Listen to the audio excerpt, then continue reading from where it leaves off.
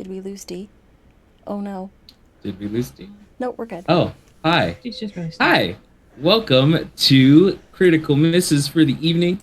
Another lovely episode of Under the Pale Cold Sun. Last we left off, our coterie was dealing with both a rock and a hard place as they had devised as strong of a plan as you can to take down the threat that looms before them. An antediluvian, the Egyptian god Tutu, now going by the name Hypnos, in possession of one of the relics of the Canaanites. As they put together as strong of a plan as they could, which considered and included entering into the dreamscape and trying to kill Hypnos on his own ground to some degree. There was also an odd little off-camera bit toward the end where we saw that a priest seemed to be in possession of another one of the relics. And the coterie is aware that Osiris is in possession of the last. So that is where we're going to jump in. Actually, you know what? We're not going to do a cold open this evening. My name is D, and welcome to episode 16 of Under the Pale Cold Sun. He dies at the end. With me, I have the aforementioned lovely cast of my coterie, starting, as always, with the ever-lovely Toreador to my right. Rowan, how are you doing this evening? Hello, lovely people. My name is Rowan. My pronouns are they, she, and tonight I am playing Fiorentino de Calza, resident Toreador, whose pronouns are they, them. You can find me elsewhere on the internet as @redwhiterp. That's me. Fantastic. And down to the lovely Alicia. Hello, I'm Alicia, or NG9, and tonight I'll be playing Victoria Bistel. They are people to kill. It's a good night. Mm-hmm. And to the left of her, we have the ever impeccable Bo. Impeccable's debatable, but I'm Bo. I use they them pronouns, as does my character Ray Renault, Malkavian extraordinaire, and who dies at the end? I want to know. Great question. Next up is someone who is definitely the furthest from death out of all the player characters, the lovely Darby. Is I. I am Darby. I use she, her pronouns, and I'm playing Minerva Noctua, who is definitely not going to die this episode. I mean, at least not at the end, because her pronouns are she, her. It's true. And then we toss it on up to our ever stalwart leader of the channel, Anita. Hello. I'm Anita. And my pronouns are she, they. Tonight I am playing Genevieve Clark, whose pronouns are also she, they. Fantastic. And as I mentioned at the top, my name is D. I use any pronouns, and I play everyone else. So the camera pans down to you all in the streets of Detroit. You've just formulated this plan. Leopold and the hacker fellow, Joe. Leopold and Joe Ashton have both resolved to go across Detroit, see who else is awake, and try to start pooling material things to bring people together. The director and Cassandra have reveled themselves to begin rituals to see what other cities and what other areas, populous areas, have been hit by extending their sight, which leaves you five as well as Artreus to Yes, boy. do whatever it is that you all will be doing.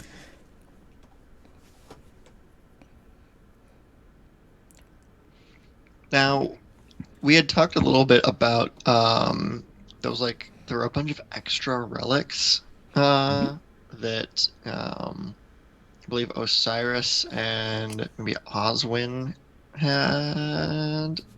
Yes. Oswald was trying to secure extra relics and from what was discerned from, I believe, a find the path spell from Minerva, you all saw that he was a bit battered up and was Yeah. rescued by Osiris. Was there a plan to meet up with them to Not one that y'all had decided on. talk about those? Because, I would feel a lot more comfortable if we had a bunch of ancient powerful relics on our side, just, personally speaking. Personally, but do you think we can trust any of the antediluvians right now? I I trust that that Osiris wants Hypnos dead. That's We fair. can enemy of our enemy is our temporary friend. An enemy by my enemy is still my enemy. I mean, true, but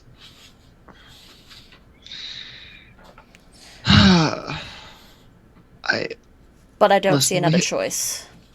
We have so many enemies at this point that uh, priorities, right? Yeah.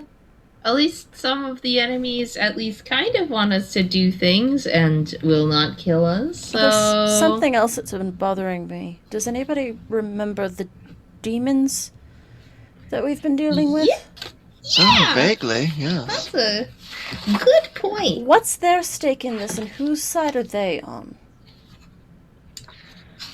Oh, um, Hey Isis, you know anything about demons? I know many things about demons. Did you want to know something in particular? Do you know if they worked with Hypnos in the past at all? Demons are not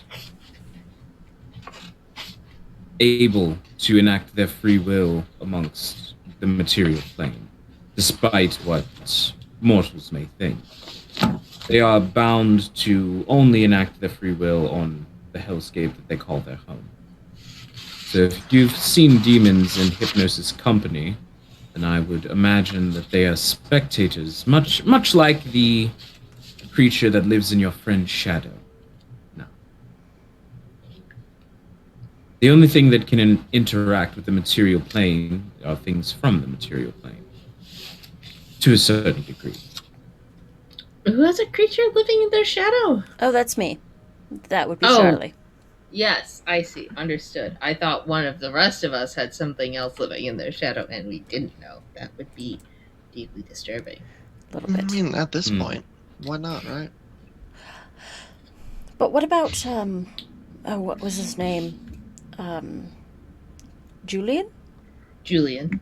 I almost said Gerald. He seemed to be able to interact.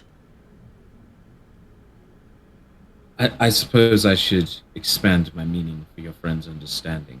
When I say interact, I mean there are no stakes for them to win in this. There's no reward that they could get that would genuinely benefit them. They may nudge things for the sake of chaos, but well, do you truly think that a fey creature could only resurrect a boy and nothing more?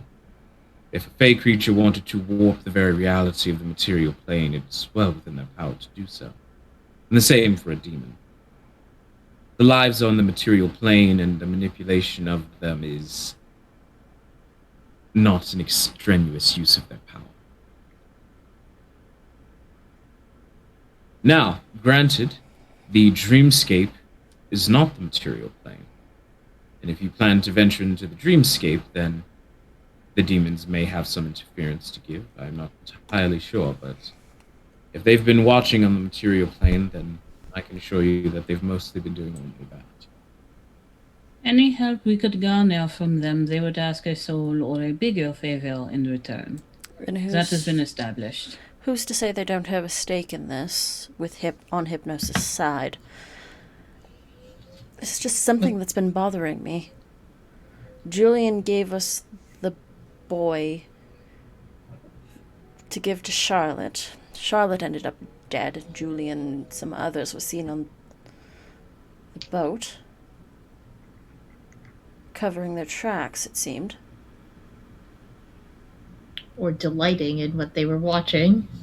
One of them seemed extremely pleased with Charlotte's boat exploding. They would, I suppose. Chaos. It's just Yeah. it's just another thing to think about, another player that's on the board that I haven't quite accounted for yet. I don't think we. Honestly, I don't think we truly know whose side they're on. That's the problem. Is there a way? I don't know of a way we can find out. Minerva, Yeah. I Summon. suppose you know how to summon a demon. Do I have Edwin's book? No, you do not. You do not, but Isis would say, "Child, I could teach you a million ways to summon a demon. If that's what you wish." I could summon one. Again, they will extract a price that we cannot afford to pay at this point. I remember the first interaction with Julian, apparently better than some of you. There is no price at this point that I think we'd be willing to pay, or is not already tied up with Is certain there? I details. mean, I there's remember no there was an harm in offer he made. asking. Is there a way Do we you can? wish to be the slave of a demon? Oh, I'm already taken, unfortunately. Exactly. Is there a way to summon a demon without, and just like leave them trapped in a space for a while? There is, but I believe you're too squeamish for such things. Gotcha. No disrespect. No, dead kind. Got it. Okay.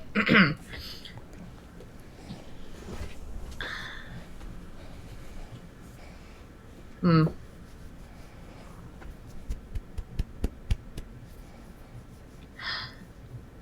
I'm going to go to the Detroit Art Institute. You're welcome to follow if you want. Clock is ticking. I'll go with you, Vicky.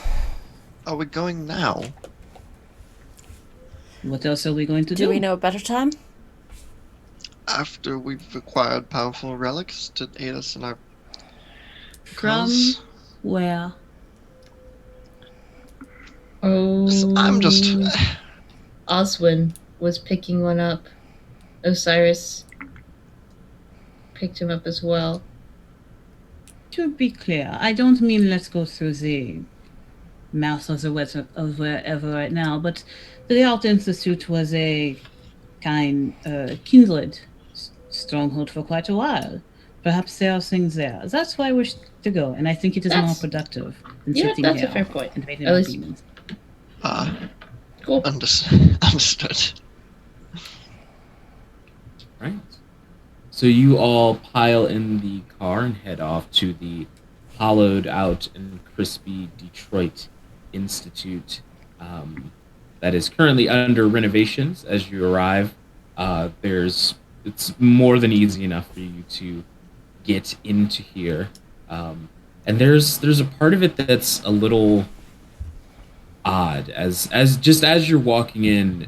Perhaps it's just the nostalgia of how far away it feels, but the image of Charlotte sitting atop the throne, essentially, and remembering when those were the deepest struggles that you had to deal with, and considering all that is now going on. As you do enter, you do see that there are some people. They look like overnight security guards that are slumped out, unconscious, in various patrol spots. Any of them got a gun? All of them do. Cool. Taking gun and all the ammo. I'll take mine Right. too, if you don't mind. I will also take a gun. Sure. My sword broke and I need a weapon. Can I sense unseen? Sure. You sort of. Where are you sensing the unseen? Just where you guys are walking through? Yeah, maybe a little ahead in the ceiling in particular. Make me an awareness plus wits check. Awareness. I should have taken mine. It's alright, I have points in awareness. And I also have sense the unseen. Oh, okay. That's a crit on my hunger dice. Okay. So it's a bestial success. I have 4 successes total. Okay. So with 4 successes, as as you're sort of looking around, you hear Isis's voice just come through, sort of like curl into your ear as you're looking around up toward the ceiling. And she says, "The chair, child." And you look over at the chair and you see Charlotte sitting there, Oh! Ah! burned, scarred, the very nice purple suit, patchy, large scar across most of the right side of the face, these deep burn wounds. And as you see her, she and sinks down into the large chair that sits in the middle of this art exhibit. Did anyone else see that? Did anyone else see that? Did we? See what? Anyone else who's walking around with Sense the Encino? Genevieve would have had it up as well. Sure. I did. That was Disconcerting? roasty toasty. Yeah. Care to share with those of us who aren't as perceptive? Charlotte. The dead one? Yeah. She's very dead. Yes, she's very incredibly dead. Like, And- more than you and I. Just- Kind of ghosty? And Yeah, toasty. Toasty ghosty. Toasty ghosty sunk through the floor through the chair. Oh, So Can went I go down. up and Do can I we go up Oh. and look at the chair? follow the well, ghost? glad I picked this up. Sure. You go up, look at the chair. It is the same large sort of this curling marble art installation. It's not meant to actually be sat on, but it's this large curling marble art installation of all white material that sort of hangs under the astronomy bits that hang from the ceiling of this section of the Destroyed Art of Institute. And as you approach the chair, you see the form of Charlotte step out from the base of it and just scowl at you. Hi. Yes, a little. Your throat sounds a little hoarse. And she turns and retreats back, almost toddler like. She stomps back into and disappears into the throne. Would I be able Right. to do something before that happens? Sure. I would like to scry the soul. It's an Auspex power, costs a rouse check. Mm-hmm. So it is by focusing on a person, a vampire can perceive a state of that person's psyche as a shifting aura of colors, or reveal very little precise information. But there is a test that I can do that will give me some questions equal to the margin of the roll that you have to answer truthfully. Go ahead and roll that test. So a rouse check. That's a 10 on the rouse check. Hell yeah. And then I need to roll. I make an intelligence plus Auspex versus composure and subterfuge roll. Your composure has lowered dramatically since the last time y'all saw her. Mm-hmm. What? Intelligence plus Auspex, and so that's 3 plus and 1. That is 3 successes. Okay, you beat her one success. So let me go ahead. what I know from this is where are you at? So obviously, including the following, I get to answer. I get one question, and then I also know emotional state, resonance of the blood. Not that it matters. This is probably, and then whether the subject is a vampire, werewolf, ghoul, or some other supernatural being. Whether it's under the influence of blood sorcery or other magic, and whether the subject has completed a diablerie in the last year. She is a ghost currently. She has committed diablerie within the last year. She is not under the effects of any blood sorcery. Or other magic. No. Her blood resonance is obviously 0 because she's a ghost. And the last one was her general aura state. Emotional state, yeah. She is furious. She is a just the color of anger tends to be this like deep, almost sun-like orange that sort of refracts off of everything around them, and she is glowing like she's under some type of thermovision. Essentially, she is radiating hatred. And Can I knock on? She is very mad, very very mad. Go figure. Can I knock on the chair? When you go to touch it, you see her hand just swing out and pass through you. Doesn't do anything. When you say the chair, you mean the throne, right? The throne. Yeah. Yes. Charlotte, you were murdered, but not by us. Don't you want revenge? See, there is just this anger on the face, and she puts her hands up and she signs in ASL and says, "I want nothing to do with any of you blasted fools. I was denied even the dignity of eternal rest." What if I could give you that? Have you become an exorcist in the time I've died? Looking at Isis, can I think, do you know a way to exorcise her? I was afraid of this. It appears that Hypnos has disturbed Anubis and taken him away from his post. The souls of the damned are just wandering the earth now.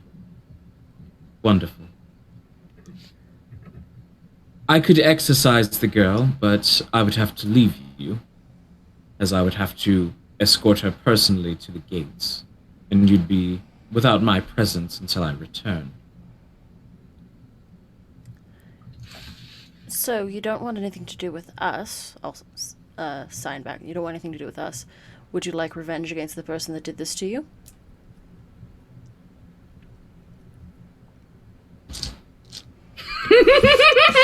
We can give you vengeance and peace, Charlotte. I have to see how if her Sounds like a good pettiness deal is to me. subsisting past death. Yeah, that's true. We did piss her off big time. We pissed her off so bad. Eddie's drill strong. We really made her mad. And then we got her killed. There is a moment where she looks at you. And through the anger, there is this mournful gathering of tears at the edges of her eyes. And she says, "I just want to see Nick." We can take you to him if you like. We're on our way to the realm of dreams. But we need your help first. Wait, take her to who? Well, Nick. isn't there that portal that you came through? Yeah, no, I saw him. Yeah. I saw him not that long ago in my hell. I know exactly where he is. There's a long pause, and she says, "What do you want from me?" Those demons. Do you know what they wanted? The demons were a punishment. They were sent to watch and cackle at my death because Hypnos knew it would hurt my pride. Were you working for Hypnos? Yes. Well, seeing as he was the one that did this to you, we're about to stop him. I was meant to procure your book and failed. I suppose the necklace that I got for him meant nothing. Ray, you had something? Are the demons working for Hypnos? He sent them to watch you. The demons have a deal with Hypnos, where he delivers as many souls as he possibly can directly to their realms, skipping over the process of the judging of the souls, simply delivering them wholesale to the demons. Souls that are purer than what the demons are used to tend to be worth more. The necklace that we gave you, did you give that to Hypnos? I did. What was it? A focus of some kind. I'm not sure. I'm not exactly a mage. It was the eye of. I thought it was an ong. Was Or it an was it- Ankh? Yeah. Yes, that explains it. That explains the tie to Anubis. The Ankh is a symbol of eternal life, correct? Do you know what happened to Anubis? I never met anyone but Hypnos. Do you know what he's planning? His final. I was never high enough in his organization to matter. Do you know who might have been? Your mentor? Jackson King? I told you I had secrets about him.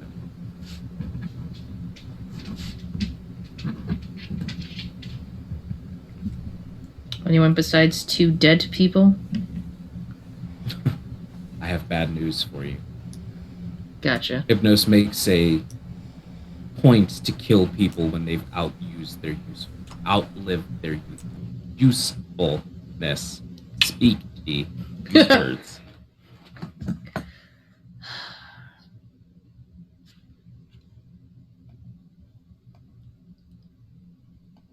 Well, if we don't have any other questions, Any way to protect any way to keep the demons off our backs that you know of? Pray. Anyone in particular? I don't think it matters anymore. oh, was there anything like special that Hypnos kept on him at all times, like some kind of like a special necklace or like a ring, or like some kind of like thing that if we took it, it would take away all his power or something like that? That would be really helpful. Thanks. That would be a bit too easy, no? Convenient. Hey, if you don't ask, you never find out, right? Nothing that I was aware of. I mean, he always showed up wearing the same things, but That's not a no. I have no context for what any of it meant, really. So what, we steal his clothes and he becomes powerless? Could work. The Emperor has no clothes.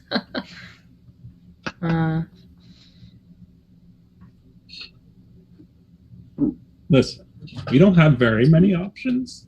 I'm just exploring all of them. I appreciate your thoroughness, Ray. Thanks. And it's around this time that you all hear the door to the Detroit Institute open. Fuck. And Victoria, you're probably the first to notice the face of Jackson King walk through the doors, carrying a very heavily bleeding Oswin, sort of. Carrying's a strong word. He's just kind of have him tucked under his arm. Just like, do. I got a package. It's like a child. Yep. Before gets the chance to say anything, Mhm. this is strict. What is happening? Not right now. This is strictly on reflex. Soon as she sees Jackson King's face, gun right between the eyes. Okay. How many times are you firing? I think it's a quick, probably just the one. Okay. Because she has been I imagine it takes her a second to remember, like, right, he's not himself anymore. So I imagine she gets off one. Gotcha. All right, so you fired a gun. I will spare you the unnecessary nature of rolling the dice, as the bullet just I figured. and crunches against his head, and he looks down and says, "Welcoming." She steps in. Issues. So I understand. I hear you have a history with this face. He just drops Oswin. Sort of like he's stepped in a little further now and he drops him. A unpleasant history. With that face. Are you here to help us or not? I came to repay a favor. So in short, yes. My devotee with his last breaths of consciousness at the very least requested my help. And this is one of very few people across the hundreds of years that I've been gone that have actually upheld my teachings correctly. So I intend to help. Is he still I would not waste my time carrying a corpse. Understood. I don't suppose he's in a position to help us fight a god. We've seen him in combat before. It's impressive. He looks back at Osmond and says, "The man is a skilled teacher, but fighting is not exactly his forte." Have you come bearing artifacts? Perhaps. What do you know of the artifacts? That's I thought useful. I thought I felt someone's eyes watching me. Hello. He turns and looks to you, Minerva, and says, "Wife, do make sure that he doesn't die, won't you?" Now, hold Me? on a second. He says that to you, yes. She's not in right now. I just gotta look at where she is.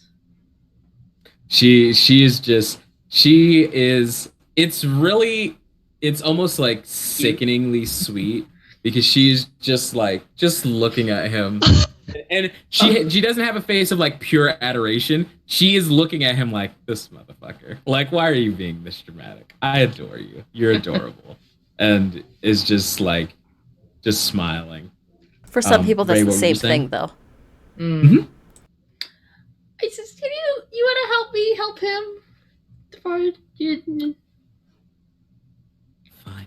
And you see that she says, "I don't have the time to teach you how to do healing magic, so Swap if you don't places. mind, just for a second." I'll extend a hand. I don't think she really needs that, but She takes the hand, and you feel your consciousness pull out, still attached to your body, but almost drifting as though you're tethered. And you all hear a completely different voice come out of Minerva that says, "Of course, your kingship."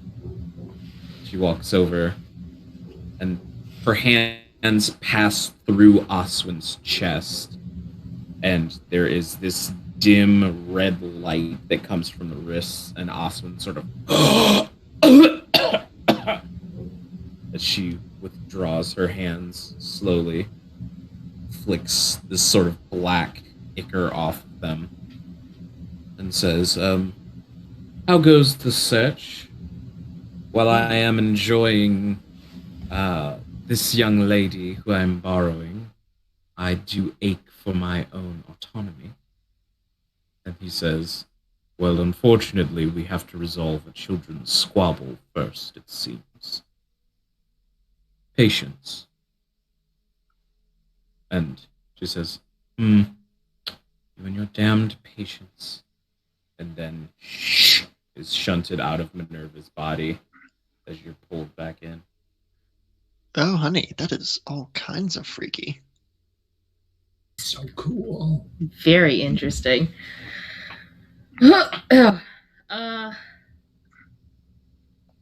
We don't know that much about them. We just know that these other objects exist. These relics.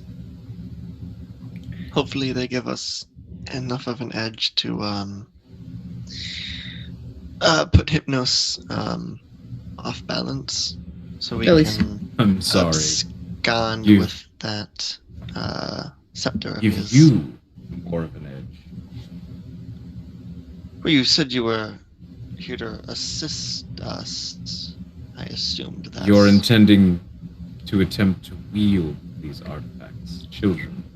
Sure, Is why not? anyone else here? These are artifacts of divine power. Mhm. Your form would crumble if you attempted to wield them. Try me.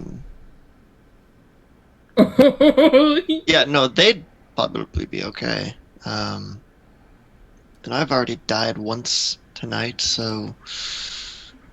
And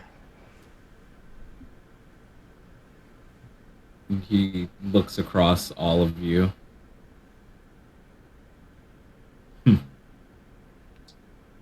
Interesting.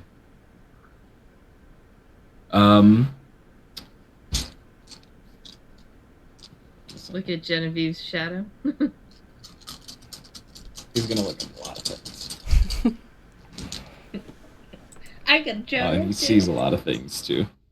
And he says, there are many of you who seem oddly equipped to handle these artifacts. But know that they do not come without a price. And that your belief in your own strength and ability to wield them is paramount to the proper usage of them. Then hand it over now.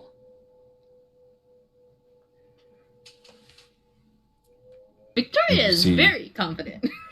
He takes a step towards you and reaches into his jacket pocket and presents you with this. Let me see what Victoria's is.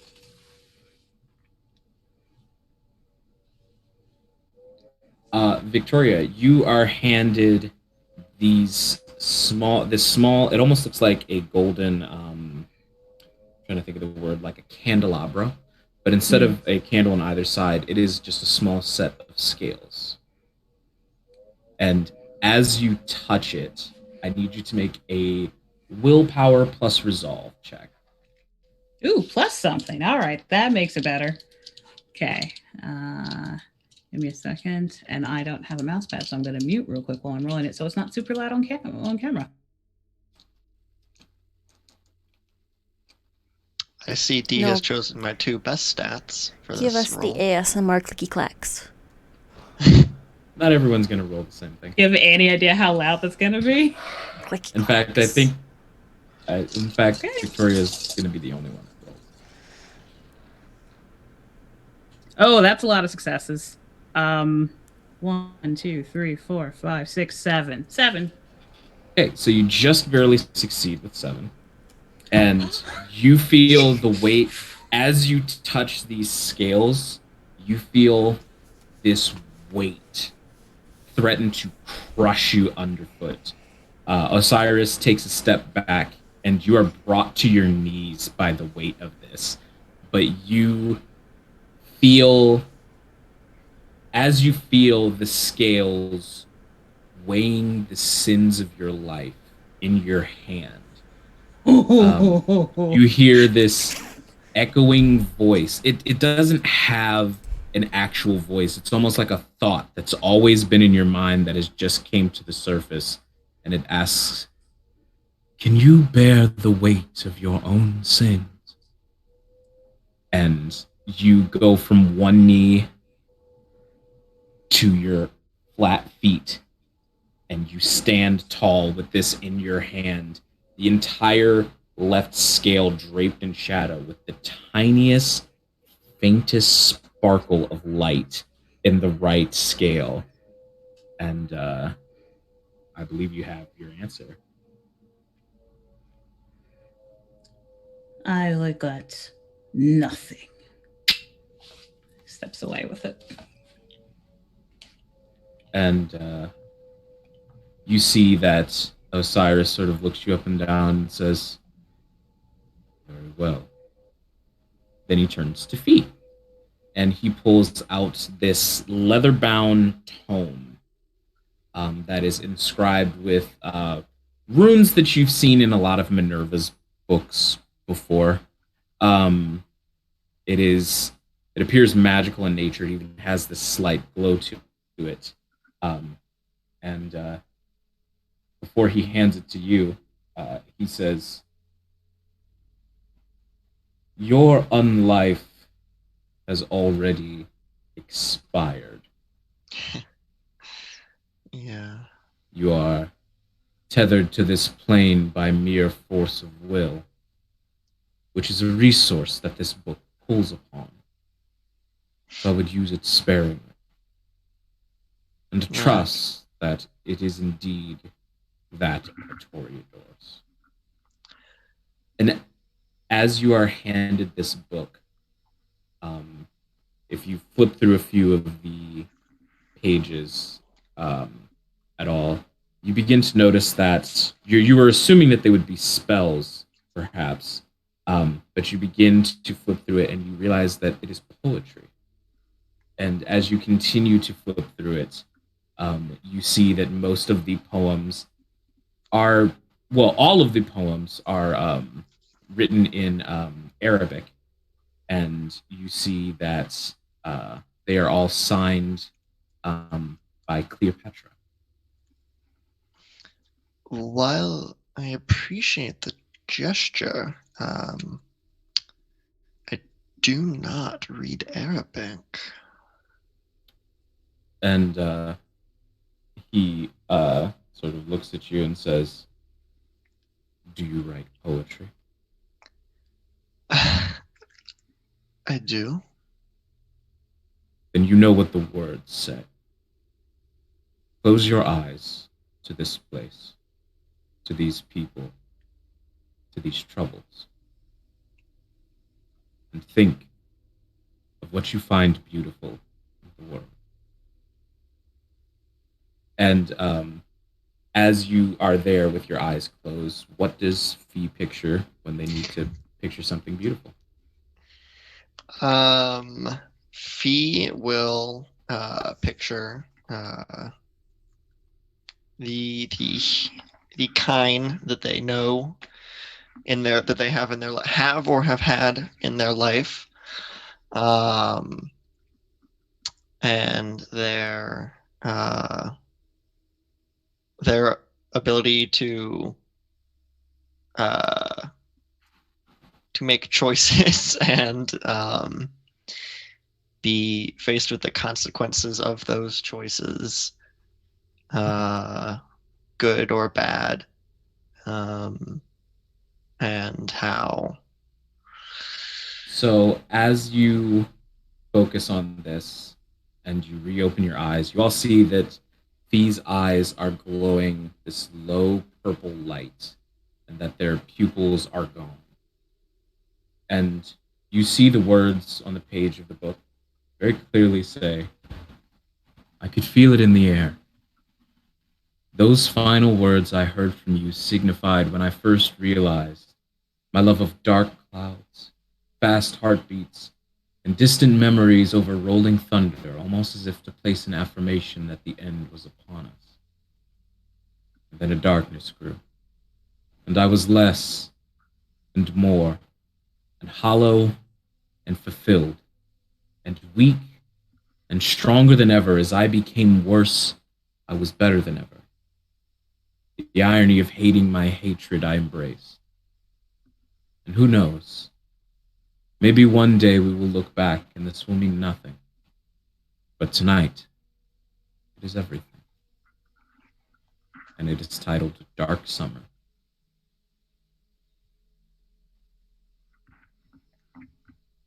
Beautiful.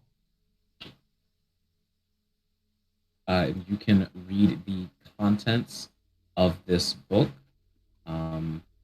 And let me know if you read any of the poems out loud. All right. And then Osiris will turn to Ray and say, "You, on the other hand, are actually one of the only ones that I think could handle this." Really? Excuse the fuck out of him. How dare he? It is easier for one to grasp the complexities of their true self if they can actively speak. And he takes out this old coin, and one side is scratched and the other is not. And he places it in your palm.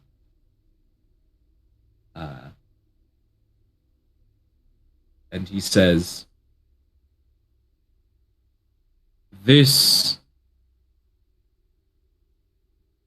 used to belong to a friend of mine. You can use it in drastic situations. Save those who care about you. But at the cost of whoever loses the coin toss. Good thing you said that. Was about to flip the coin. Don't do that. Okay. Just gonna play with it on my knuckles and then pocket the coin.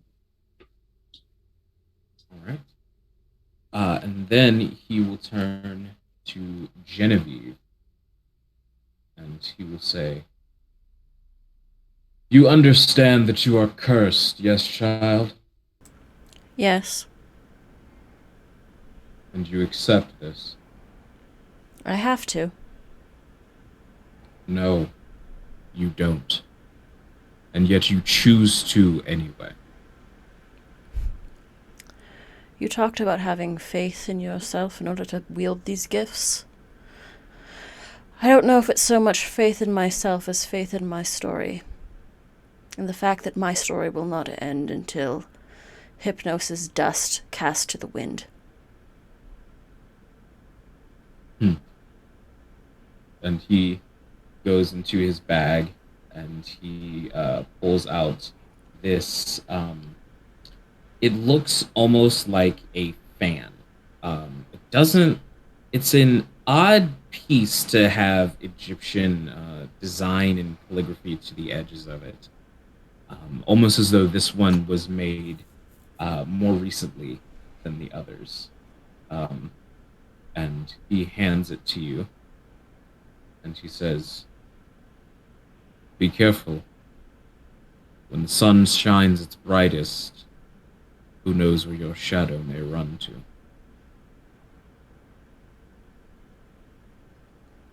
Noted.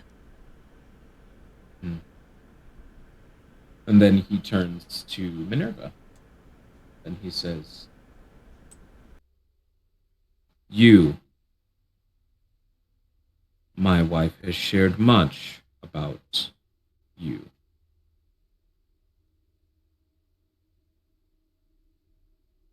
All bad things, I hope. Yes, mostly. You are ignorant, prideful, overconfident, and greedy.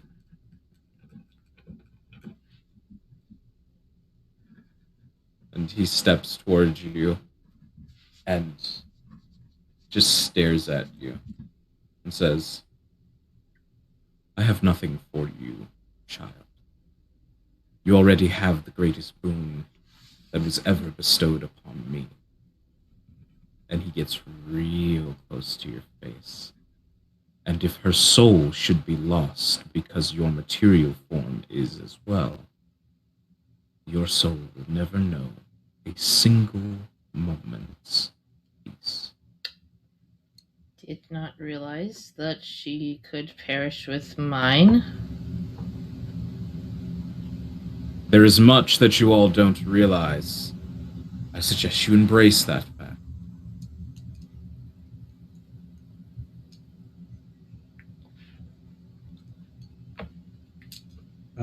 Can I walk up to Osiris and just tap, tap, tap? I'm imagining Osiris is like solid foot taller He's like than 10 I am. feet tall, isn't he?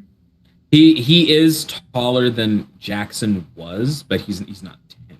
Oh, I don't know where I got that He, from. he was 10 feet tall in visions, I believe, when you had seen him in the past. But he's a good, like, he's on the upper end of 6 foot. Yeah. Yes.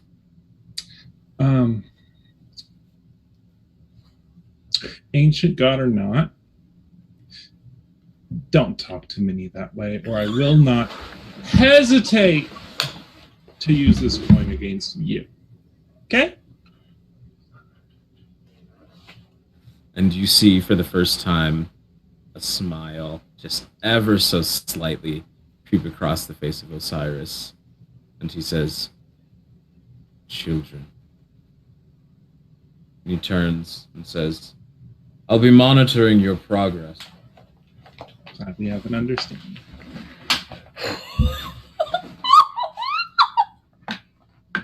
So I You need could do that, Ray. I Only need you. everyone to add their items to their inventory. As Victoria, you are now in possession of, oh my god, I can't find the name of it. Are we supposed to have an inventory? I mostly just Yeah. this is a lead-in to give me an excuse to share the names of the items, basically. Oh, okay. I Victoria, put you can notes. add Victoria, you can add the Scales of Horus to your inventory. Fee, obviously, you have the Book of Cleopatra. Genevieve, you have the oh god, brain. What did I give you? Fan? My brain is completely stopped. Yes, you have the Winds of Ra. Ray, you have the Coin of Thoth.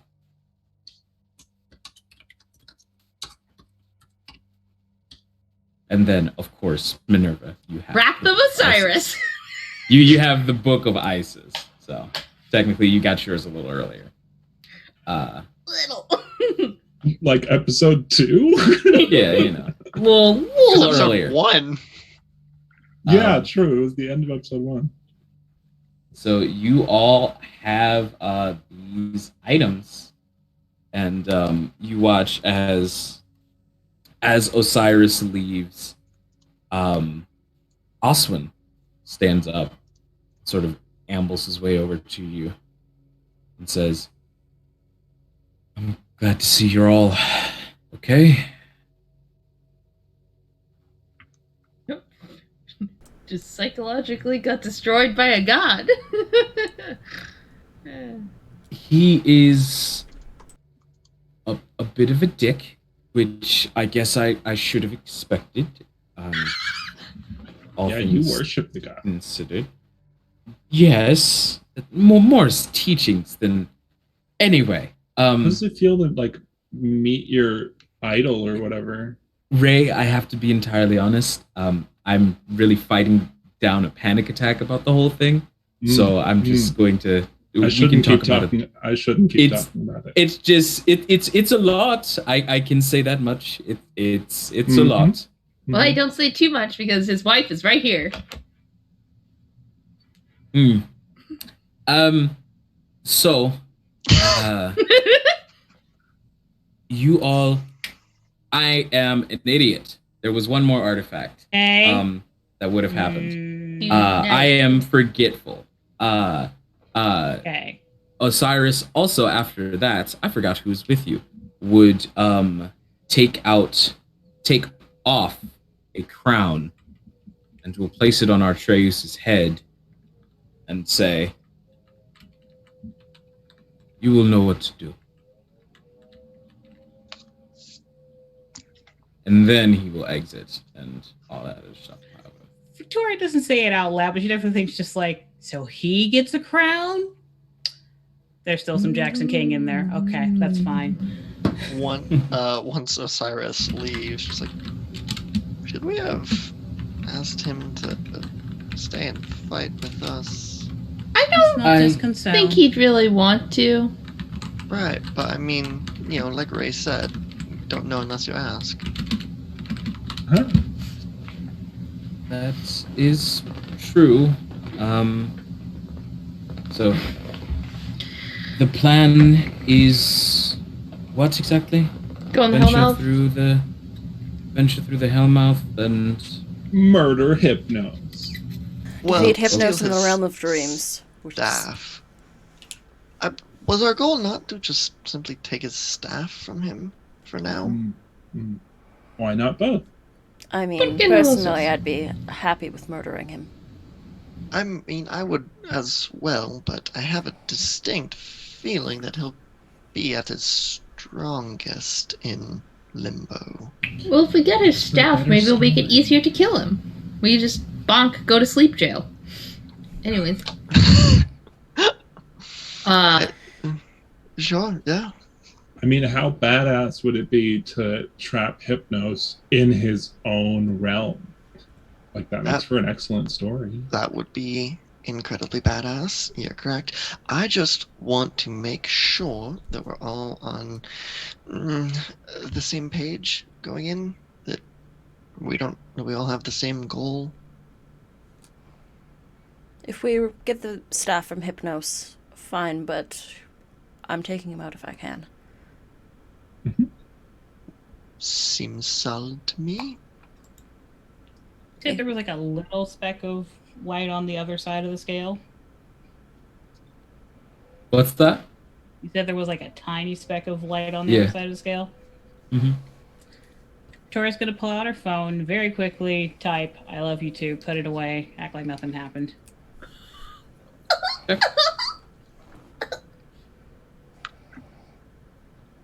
With my Right. heightened senses, No, texting in her pocket. You hear Does that? Victoria have the vibrate on? The haptic feedback.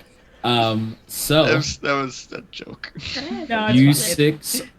you six are now equipped with ancient relics of unknown power. What would you like to do? Could I speak to Isis really Sure. quick? Yeah. Isis? Is there a way that if I do die, you don't also disappear? Are you saying that out loud? Brain.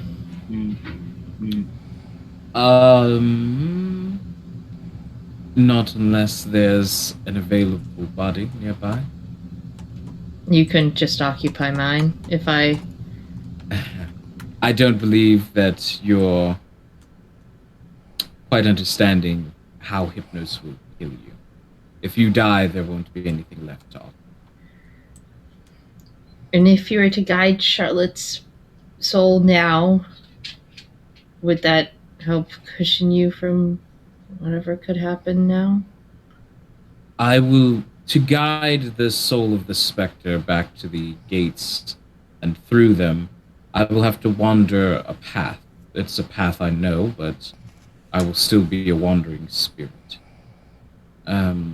If I became a wandering spirit in a realm controlled by Hypnos, then I would be beholden unto Hypnos' rules. She wouldn't call him Hypnos, she would call him Tutu. Tutu. Sorry. Yeah.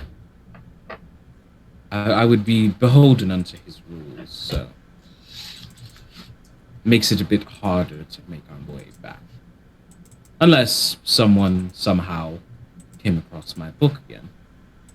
It's sort of a singularity point that I can drift to.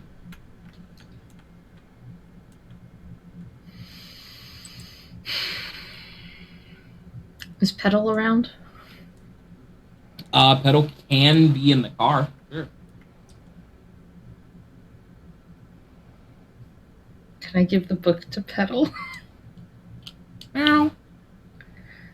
And no, you might want to hold on to that to use during this mission of ours. I don't know. I don't know. If I don't and I die, which is entirely possible in this prophecy that I die, she dies too. Or she's beholden to Hypnos. And I feel like it's probably pretty bad for us if Hypnos has another antediluvian Us? under his. If we're Oh, dead, darling. then we're dead.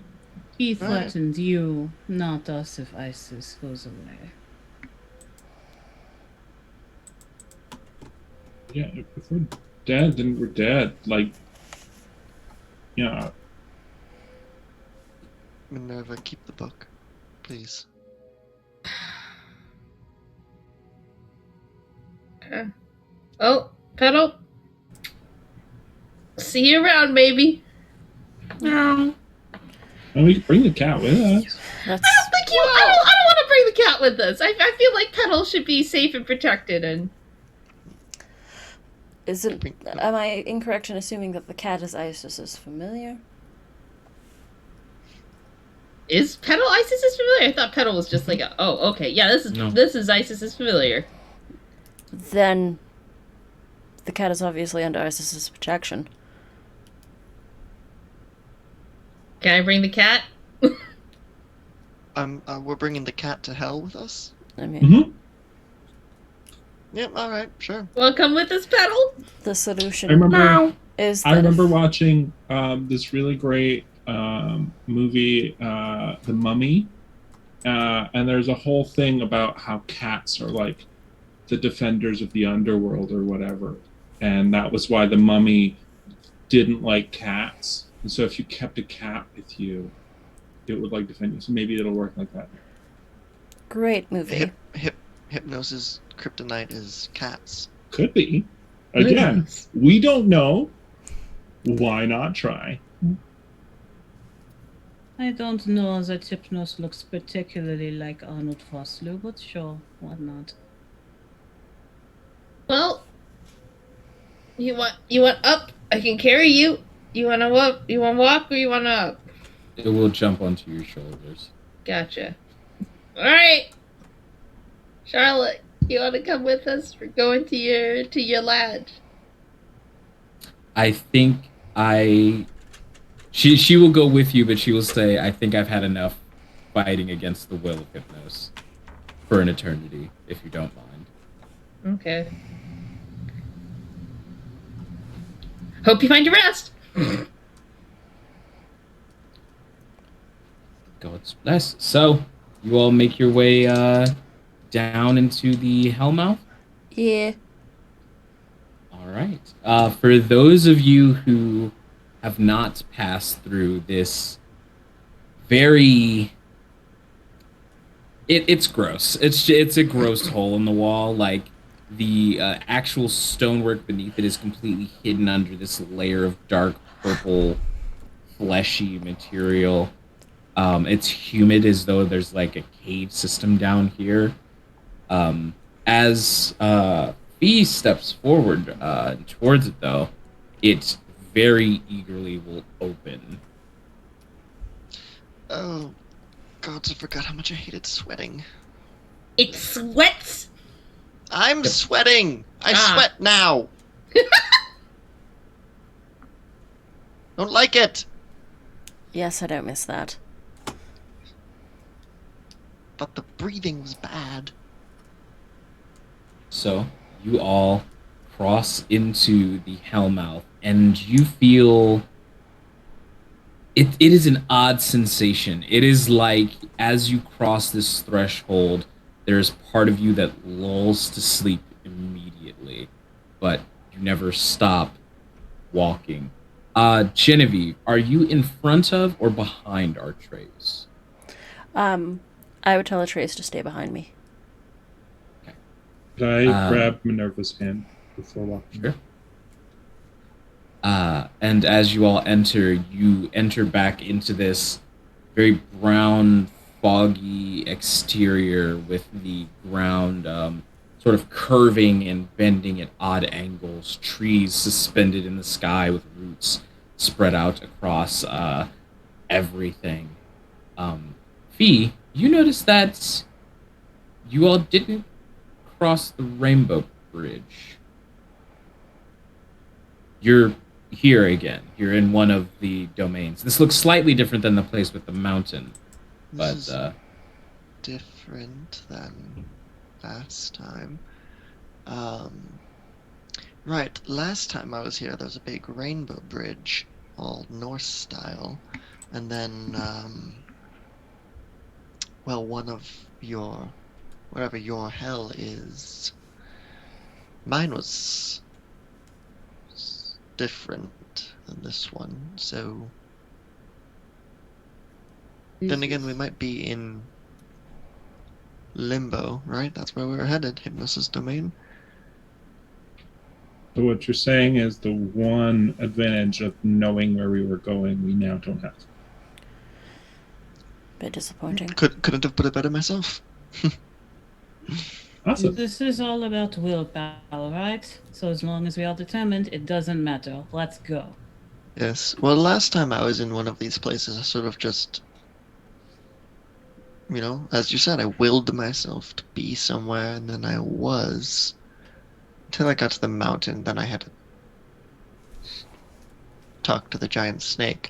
But I don't see the mountain here, so I'm guessing no giant snake. Do we see anything here? Make an awareness plus wits roll. I'd say everybody. Yay! I just upped that one. I can do that, but Victoria was not kidding. It's just like I just have to have a purpose. She's walking. Mm-hmm. Okay, somewhere it isn't. Who looks like Theus's? I should ask, does heightened senses work in hell? You can certainly have heightened senses active. Then 2 successes. Okay. 4. 4. Okay. I got 2 people with 4, 1 person with 2. Does heightened senses give us a bonus? Yeah, it gives you extra number of dice equal to your Auspex rating. Oh, wait, Well, then what? I get plus. Yeah, that's I know. like What? heightened senses does mechanically. Y'all. I Yeah, have but we have heightened always senses. just I've used never it used it that roleplay. way. We always just use it in terms of like role play purposes. No! Like, do I I've been rolling extra dice the whole time. Yeah. Nah, I think that's a lie.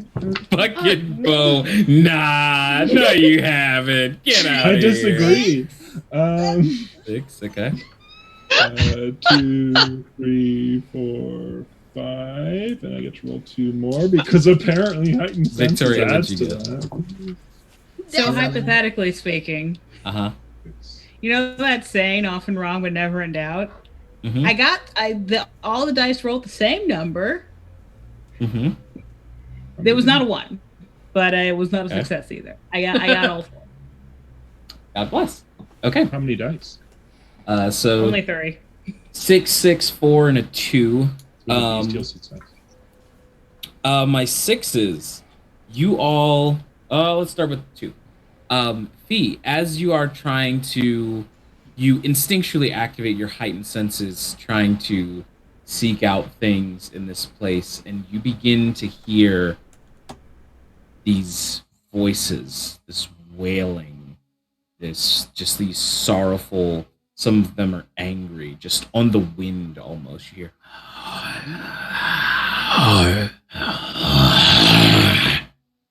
just all across the wind.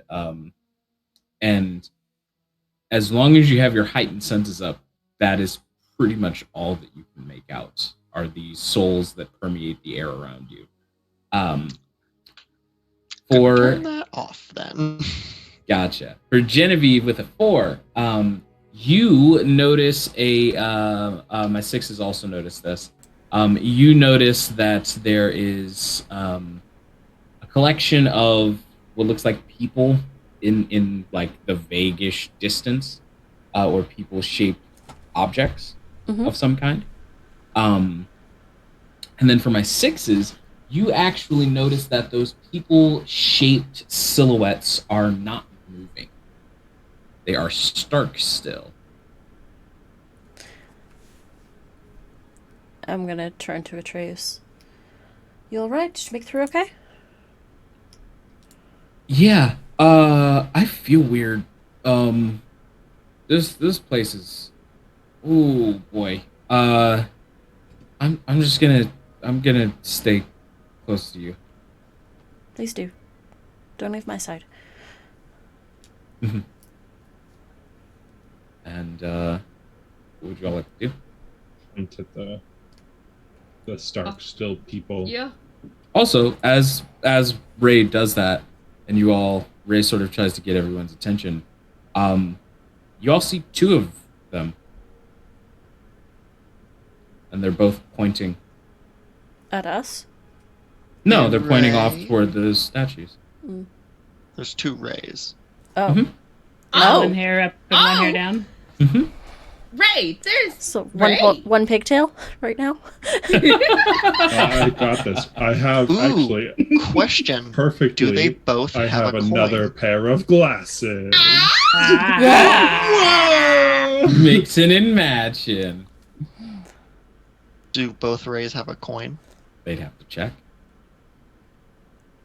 Rays. Hello. And Ray, you hear Would I see like? Okay, hold on. My So- brain just broke for a second there. I got you. So you hear Fee address you, and your response comes in 2 parts, and it sort of halts you from saying anything Mhm. as your one mind trying to discern how to respond.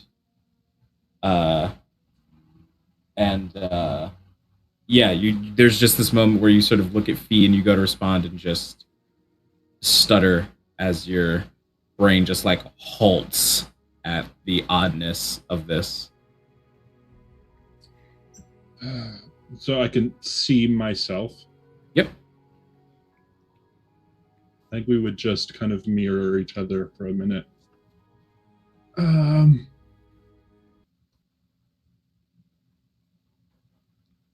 That This is cool. I don't know if I'm okay with this. No, this is fine. We have like extra help to fight Hypnos. There are 2 now. Which one of you has the coin? Reach in to look. And at the same time, the other Ray does the same thing. And they both produce a coin. That's helpful. So does that mean? Yeah, I think it means that we can both. But what if we both at the same? And it's going to be a difficult thing for us to manage. And you guys are witnessing what you have to imagine is essentially just Ray's internal dialogue as each side of Ray is passing back and forth incomplete sentences and talking and just finishing each other's thoughts because they know exactly where their mind is headed.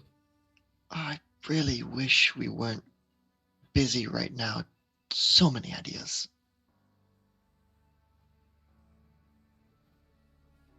Both of them are looking at you like, what kind of ideas? Ray, I said Ray as if it's specifying one of them. Baby Ray would kind of just like wiggle their eyebrows at you. And the other one's like, Right. Do we go say hi to the people? Maybe they'll know where we are. Oh. The statues? I mean, they're definitely not moving. I mean, Yeah. As you turn and think to yourself, I'm gonna walk over there. You are suddenly amongst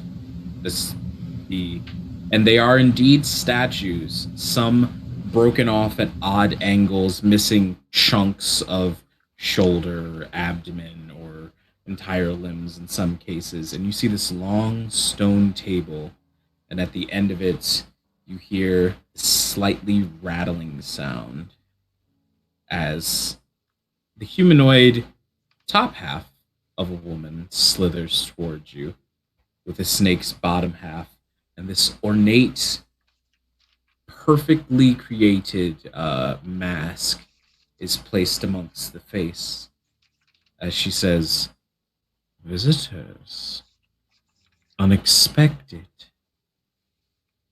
What unfortunate fate leads you to my domain?" And at this point, I would imagine you all sort of ... over there. Oh, hello. Gorgoroth? My name is Medusa. Oh. Sorry, you look like someone I know. Hmm. And what unfortunate fate has left you here? I do not smell the stench of death. We're we're looking for Hypnos. The would-be god. Mm-hmm. We're And you hoping to see disprove that. she slithers back to the table and begins to pour herself tea out of an apparated, um, into this sort of apparated cup. I don't suppose you can tell us where we are. You are in the realm of pride. Well, Ah. Fuck. I take it that means that this is not the area where we would probably find Hypnos then. he runs through our realms as he pleases, as the demons saw fit to give him domain for some deal they struck. But he has a little hole that he goes back to hide in, does he not? I would suppose. I was squandered here. I was too good for my own good. And now here I live. Hmm. And you all hear this very raspy voice begin to make their way towards a table that also says, "But she does not rule alone, does she?" And you see another feminine form atop the body of a spider that steps in. This long white hair that is interwoven very, very beautifully with webs all across. As she steps forward and says, "You may call me Arachne." I knew that one. The Weaver. One of the best. Maybe. Well, And you see that she also begins to pour herself a cup of tea, and there is a chessboard in front of the two women. I I don't like where this is going. I Why? don't like this at all. Why? I don't suppose either of you have anything against Hypnos and would be willing to help us in some way. Oh, is that what you mortals are here for? Well, I'd be interested to see. But no, I'm not interested in having what little existence remains be put to more squalid and disgusting surroundings. but isn't it a shame that two powerful women like yourself are in such a squalid place? At the beck and call, or not the beck and call, but subject to the whims of a being less powerful and great as you two? You see Medusa look at you with the blank face that is that mask and say, "Child, we were sent here long before Hypnos's plan. Our entire life has been that of being subjugated by those with more power who fear us. This, however, is our domain. And not even Hypnos can tread how he wishes, regardless of any deals struck with the other demons. And we are being punished for such resilience," and she sort of gestures to the nothing that's there. "He thinks he shall starve us, pawn to evil." And Arachne sort of watches the move, and there's a bit of contemplation before she moves the pawn in response and says, "Yes, in a battle of wills, it appears he's decided to sharpen his blade against two very, very vengeful spirits. Not the smartest move, but whoever accused men of being wise. No, the way I understand Knights. it, both of you were scapegoats for the whims of men. Athena couldn't punish Poseidon, so she laid the blame on you, the victim. As you say the name Athena, Medusa turns to look at you, and you hear that rattling of the end of her tail sort of increase a bit, and Arachne gets this very wicked smile across the face and say, "Oh, don't say that, girl. People have been turned to stone for far less than Oh saying no, I'm her sympathizing name." with your plight. Yes, but she doesn't like to hear the name. That's Fair all I'll enough. say. My mistake. If Apologies. Hypnos is trying to salve you, does that mean you have no intention of letting us out of your realm? You see the women look at each other and then look back at you in particular, Victoria, Yeah, I figured. and they say, "Curious one, you. I smell an essence that is familiar.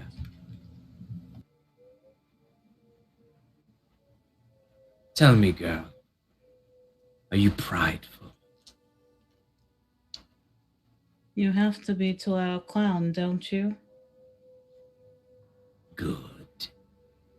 And you see Arachne is suddenly very close to you, and has webs almost collecting in between her open fingers. And she says, "Never let anyone take your pride from you. There is a difference between pride and ego. People fear pride because it means that you cannot control the confident. Knight to d6. Check." And you hear Medusa sort of hiss under her breath.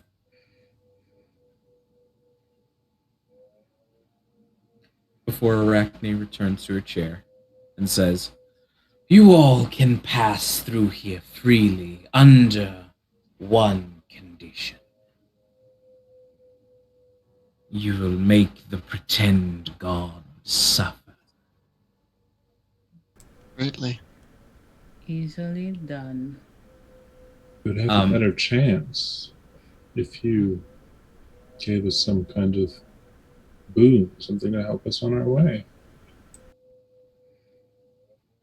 And Medusa looks you up and down, both of you, and says, "There is nothing we can do for you. You hardly have the confidence to stay home. That one, on the other hand," she turns to Victoria and says, "This world, since the dawn of its existence, has done its best to stamp the pride and confidence out of women who believe in themselves as deeply as you do. And yet, here you are. You remind me that I'm getting old, girl." We all do, eventually. It doesn't mean we have to lose our edge. And you see that the Medusa slithers over to you and unfurls her. Her hands are like these elongated, they almost end in claws where fingers should be. And in the palm of her hand, there is a black and white queen, that is like half black and half white. And she says, "Enjoy the kill." Takes the queen. Victoria, you now have the blessing of the serpent and the spider. It's funny because real player is a fan of both of those things. Man, it's almost like somebody's writing this stuff. Man, it's almost like Ridiculous. a squishy is writing this stuff. Where It's almost as if our storyteller is just like fucking good at what they do. what is let's not go crazy. What is your current willpower? My current willpower is 5. What is your maximum willpower? Also 5. Your maximum willpower is now 7. Yes! Your Hell yeah. resolve increases by 1 dot. And you gain a specialty in leadership. And this specialty is destined to rule. Yeah! Yeah! What was the specialty? I missed that. The specialty is called Destined to Rule. Ooh. And your specialty will become active essentially in any leadership role where no one else is stepping up to the responsibilities and challenges of ruling. If you step into that role, you get to add your specialty die to it. Oh, and isn't it so convenient that the world is irrevocably changed and people will be in chaos and not ready for responsibility? Crazy. Funny that. And with that, you all see this darkly lit bridge that appears to have spring to it that leads to this slowly swirling black void. The void, just looking from this portal of whatever type it is, it looks like what you used to see when you couldn't dream, is what it looks like essentially. It is just that sort of black, red, and orange void that you drifted in. There's a portal there. Yeah, the two women bid you adieu. And I would assume you go through the portal, unless anyone has more questions for Medusa and Arachne.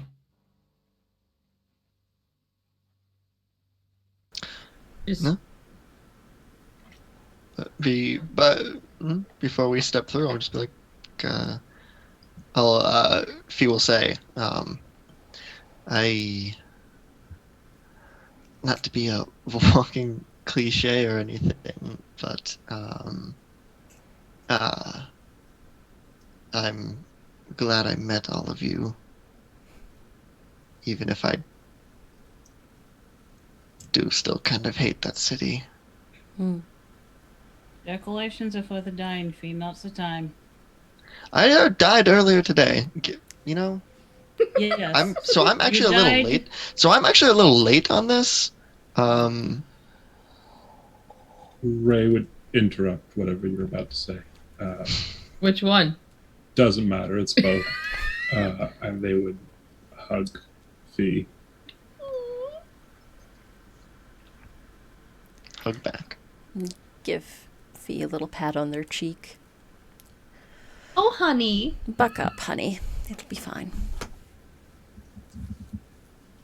Emotions sicken me. I love you too, Victoria. Well, step through the portal. Can I And go ahead. hold baby Ray's hand and stick out a hand for other Ray if they want to take it? The cutest little polycule. Yeah, Baby Ray would eagerly take your hand. Baby Ray, I know, will eagerly And- take. Minerva's Me, like, myself, and Minerva. You don't have to. Myself and Minerva, no! That's amazing. This is why every system needs a GM inspiration thing. I don't know what to give you, but I want to give you something for that.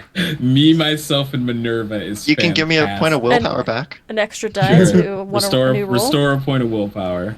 Fuck yeah. Hi! Restore a point of willpower. 'cause Back up to that my is max incredible. of 3 willpower. Oh my Baby. god!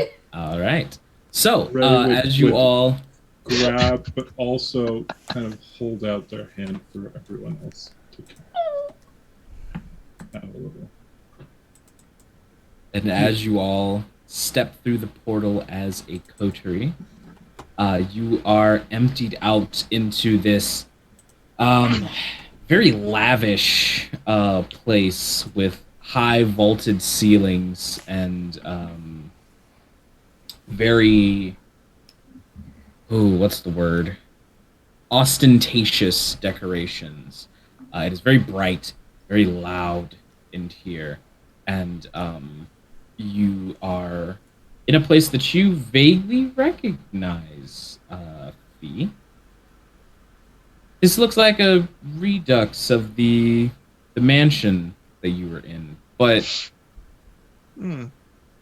different. There's more books and less revelry.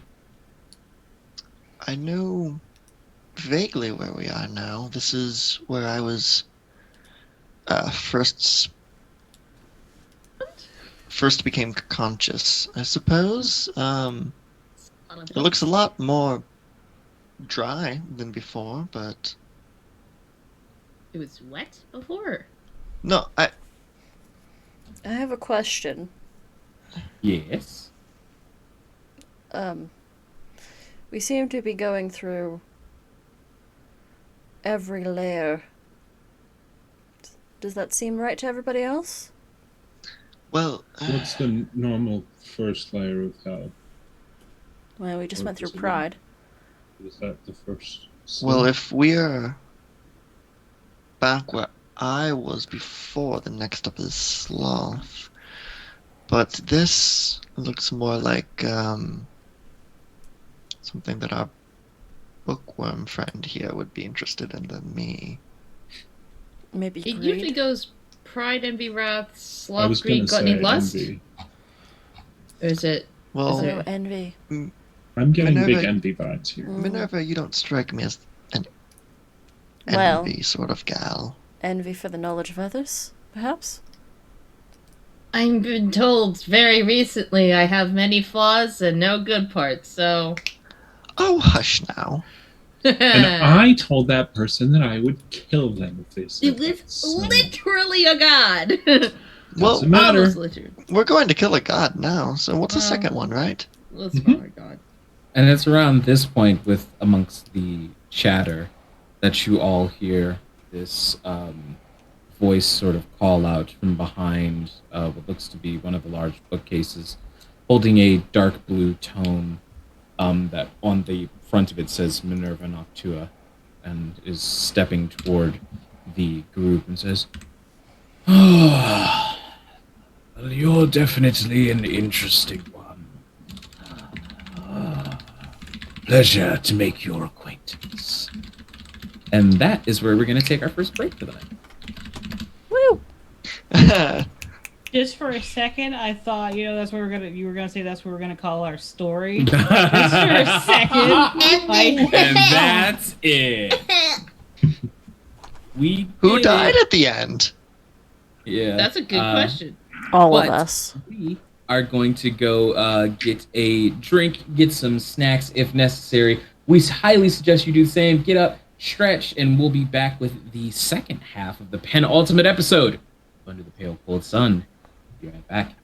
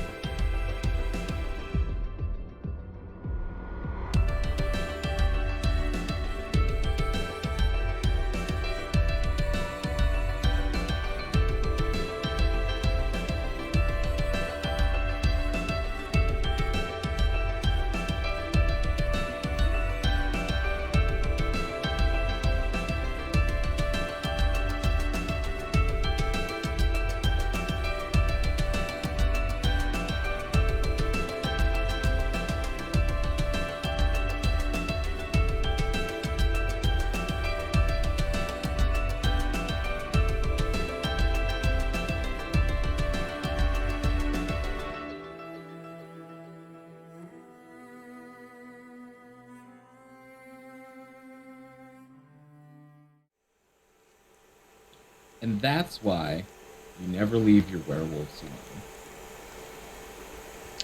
Now it Perfect makes timing. sense. Exactly. Hi, welcome back, everybody, for the second half of this wonderful episode. When we left off on the break, a person holding a book with Minerva's name on it was walking and approaching toward her in specific. And he sort of looks up and says, Miss Noctua, pleasure to make your acquaintance. Sure. Whom am I speaking to? Most people refer to me as Thoth, but I have many names. Which would you prefer? Thoth is fine. I think, can I see Isis? Yeah. I think I have a friend of yours here with me. With all due respect to the former queen, I'm far more interested in you. That doesn't sound right. Okay, but alright, hello. I agree entirely.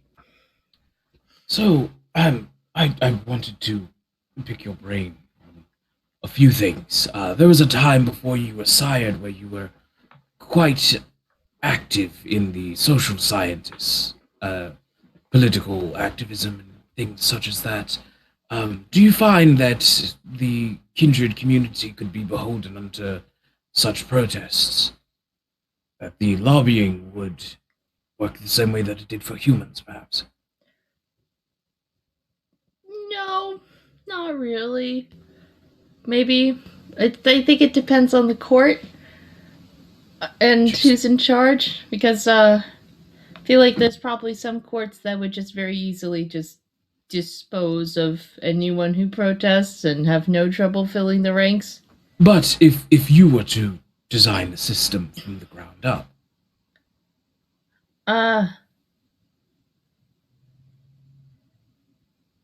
if I were, I mean, yes. can I insight check this person? Sure. Roll me insight plus, let's call it composure. Hello, Raiders. Oh my goodness. Welcome in, Raiders. Chromatic Chimera, thank you so much for that raid. Welcome to episode 16 of Under the Pale Cold Sun, the penultimate episode, no less. Four We're in successes? hell. 4 successes? Quite literally. This person seems very genuinely interested in you in a way that you haven't seen in a long time. And he says, interesting. And do you believe that under your guidance, such a system could be put into place? No. Why? He just continues writing and scribbling in the book and says, is there a particular reason that you don't believe so?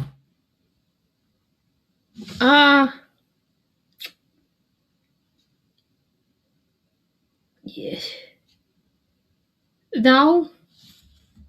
Just I mean, it just wouldn't work. I don't think. Yes, Where are we? Welcome to. This is a place known as the Halls of Erudition.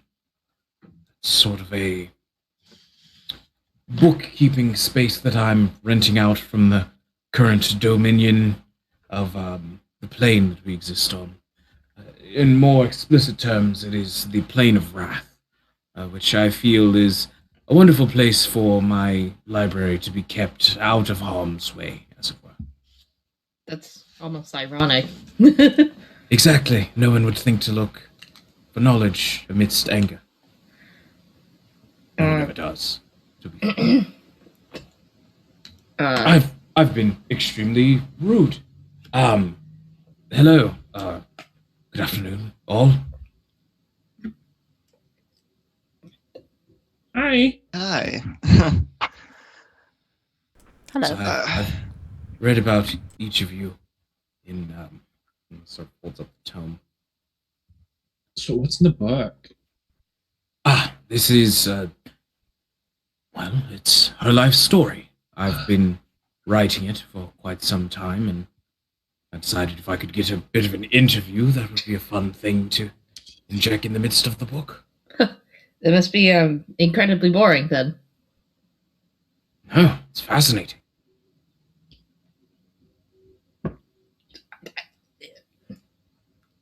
What part of it are we reading? Are you sure you don't have me mixed up with a different Minerva Noctua? I strike you as the type who would confuse the records. It would make more sense than you finding my life story interesting at this moment. Truly, you uncovered the secrets of an ancient book that had not been chosen or read from in hundreds and hundreds of years. Tethered yourself to a god, resisted her influence on multiple occasions, and have found yourselves being one of the most proficient channelers of the Find the Path spell that is available in the United States. No, but And like... even before then, he flips a couple pages back and he says, Oh, no. Oh, boy. your exploits in college. I've already mentioned the political ramblings, but putting yourself in harm's way for the freedom of others, even even considering what it cost you. Surely not to be underestimated. It was just basic decency. It's not something that is very common in many places anymore. See, this guy gets it. Which one said that? Baby Ray. Is it? I've been trying to tell you that you're like an incredible, wonderful person, and you just won't listen. If I could give you some advice that honestly I've been sort of screaming at the book ever since certain pages have appeared. I believe you put too much stock into what others think of you. You have done incredible things, and you're capable of doing incredible things, both now and your past and your future. You've always been capable of incredible things. The only reason the incredible things have not come to you yet is you haven't reached out to grab them. Don't trust the words of others on how to live your own life.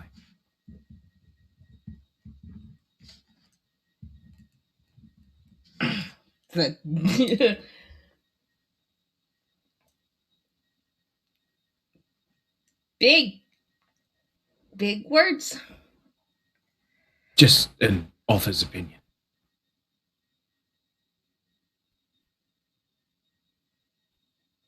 Well, I hope I can give your book an interesting end. Might come sooner than I'd like it to, though. It always does. There's always more to do. No one's ready to die. That's not how it works. Just make sure the story you tell while you know you're going to be here is a good one. That's part's entirely true. Some people are quite ready to die.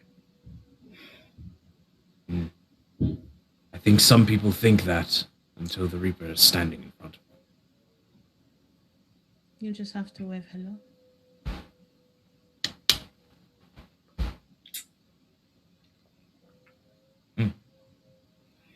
But I've dotted on for long enough. You all have many things to get into. Where did I put the last thing? And he produces this small, what looks like the sharpened tip of a pen, and he will pluck from where there should be hair under this large, sort of cerulean colored cap. He will pluck a feather, and he will fashion a quill together and extend it to you. To write the end, of course. Thank you. Of course. Now, do be careful. Try my hardest. I guess you'll see if I'm not. Yes. I feel I will enjoy the end one way or another. Try to make it a good one. And the sort of large bookcases begin to move aside and open to another dark swirling orange portal. Minerva, you now have the blessing of the scribe. If your willpower is below 7, it becomes 7, and your maximum is increased to 7. You can increase your intelligence by 1 dot. And when you go to make any occult roll in the future, you can write a truth into a blank piece of paper. And when you write a truth into a blank piece of paper, if you burn it, you can add that to the lexicon of knowledge, essentially. You can make certain things true, as long as they do not contradict a truth of the world.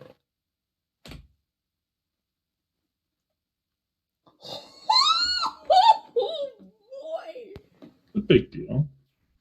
Well, no, you said as long as it doesn't contradict The truth.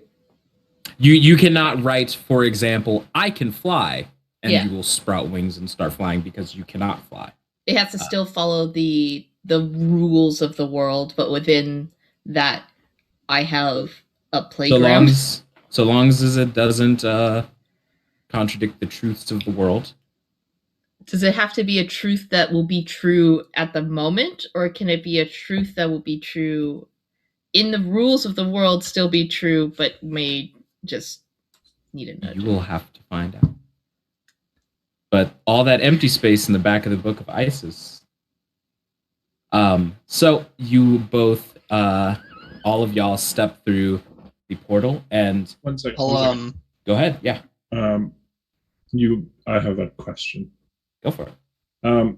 Just in case I misheard or misread. Thoth is, I have the coin, right? Yep. That's Thoth's coin? Yeah. Baby Ray wouldn't, but Therapist Ray would take out the coin and kind of hold it out and say, I believe this belongs to you. My God. And he sort of steps forward towards it, and he's looking at it as though it's an old friend. He says, I haven't seen this in quite some time. I didn't use much of the power bestowed onto me by the belief of my faithful, so I thought it would be an interesting experiment to see what happened if I took that belief and shouldered it into a token, sort of a piece of that gratitude. It's good to see it still survived. Good design, Firth. Well done. Do tell me what happens when you flip it. I was hoping you might enlighten me a little bit more. The person who gave it to us Oh, was I a don't little know what cryptic. happened. I don't know what happens when you flip it. Good. Great. It's different. Depends on who flips it. I know what would happen if I were to flip it. I would be betting all of the knowledge I have against all of the knowledge I could have. Because that is what I wish. When you go to flip it, simply make a bet. And know that the sides have to be equal. Whatever you're betting for. Understood.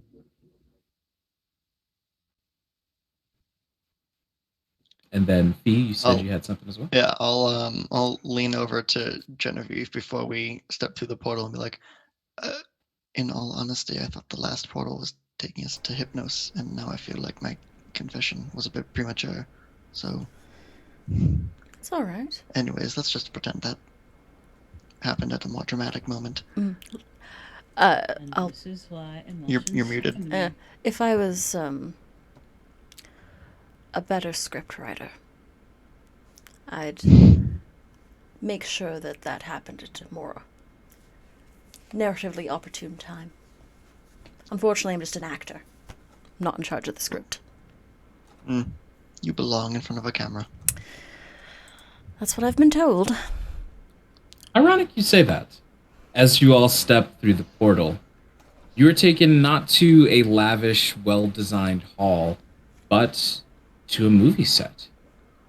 This large production with people shuffling around, squeezing to get past you, holding trays, calling for different actors, requesting for various people to appear. And you see sitting in a chair is Ophelia Justine. One eye missing, replaced with this sparkling socket of gold, just sparkling light. And Madam she says, Director? Genevieve, you've made it. Well, we have reached certainly the end of the script, have we not? A little bit. Yes. And there's a long time where she just looks at you and she says, Genevieve, I know that I've never said it, but I'm sorry. What for? I stole you from a life that looked like it would turn out tremendously. They turned out okay without me. It did. But how did you turn out without them? I did what I could, but I know I'm no replacement for family. It's okay. I found a new one along the way. Yes. A good clutch of vampires. How ironic. So, you plan to take on the big bad. And you see she produces this physical paper script and starts flipping through it. I mean, I could improvise the whole thing. Well, good actors know when to improvise and when to stay along with the script, darling. Obviously. Where do you plan to improvise? Maybe somewhere near the end. When I rip Hypnosis' heart from his chest. You were going to bump up our rating, I see. Well, we've already dropped a couple F-bombs along the way, so I don't see why not. Yes. Kids must grow up Speak- someday. keep- And she puts her hands on your shoulders and looks into your eyes and says, do you know how long I've been alive, Genevieve? How long? Longer than Hypnos. Longer than Osiris. Longer than Isis. My father was slain by his brother. It sort of started all of this. I'm not exactly kindred, as you would come to understand. I have a different arrangement. I've been cursed to watch from the sidelines, making connections, watching them rot as time kills all. But you, starlight given human form, you were always going to be the end of it, Genevieve.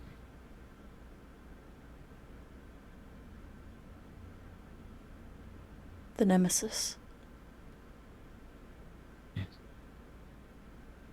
She places a hand on your face, and you see this golden light begin to dim and flicker and eventually die as you feel your own body begin to take on this sparkling, bright, golden energy.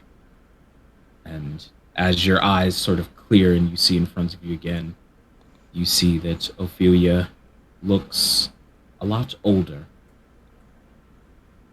She sort of taps you on the side of the face and said, "Shine as brightly as you can, for as long as they will let you." I'll take Ophelia's hands. I'll say, "You did the best you could with an ungrateful child." She looks up at Artreus and says, "Imagine what you'll do with a grateful one." And then you see this black person sort of step out wearing this very nice sort of two-piece suit and tie, glasses, huge frock of curly black hair, and says, Ophelia, your time's up, darling." And Ophelia says, I'm coming, Dee. Just saying goodbyes." And she stands up and pats your head in a way that she's done many times. And she says, "What a gracious world where even the director gets a curtain call." And without another word, she walks into the office and the door closes. Genevieve. That's a wrap for Ophelia Justine. Genevieve, you now have Ugh. the blessing of the Watcher. Oh no. The power of your sight has extended to increase, to include time travel. You can see things that are, things that were, and things that will be. Things that have yet to pass. Mm-hmm. You're just full on Galadriel. Oh. Let me turn the fan on again. The hair flowing. And with that, there is a portal set for you all to exit stage right.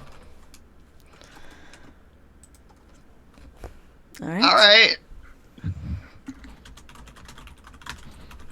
He's out here making me cry Ah. over an NPC that I hated. Yeah. Crazy how that works. Isn't that wild? So you all step through from the stage to the next portal. All right. As you step through the next portal, you are immediately beset by the smell of gun smoke and hot steel in the air. Fee, you know for sure this is the mansion that you gained consciousness in. And you hear, making a very loud ruckus in the other room, the voice of Mercedes, who says, and you hear them shout, "I'm going to say this one more time. Let me the fuck out, or I will continue to shoot people." Dear. Oh, for Christ's sake. And you see she turns and sees you and just runs up and hugs. Oh, hi. I'm going to be honest. I was going to be so sad if I had to go into this without you. I hate it here. It's hell. You should hate it. This is the worst. I wasn't that bad of a person. This is fucking bullshit. You're half vampire. I think just like automatically we get to go down here. bullshit. Ooh, I have a pulse now. Check that out. What? I And she hate it. checks and goes, "You're alive and I'm dead." Yep, bullshit. Ah. How? Who are you shooting, by the way? I don't know. The chuckle fucks in there. They look like mannequins. It's weird. Oh, odd. I think there like aren't enough people in my life that I give a shit about to take up the, to be blackmailed. So No, that's reasonable. Are you all right? Considering.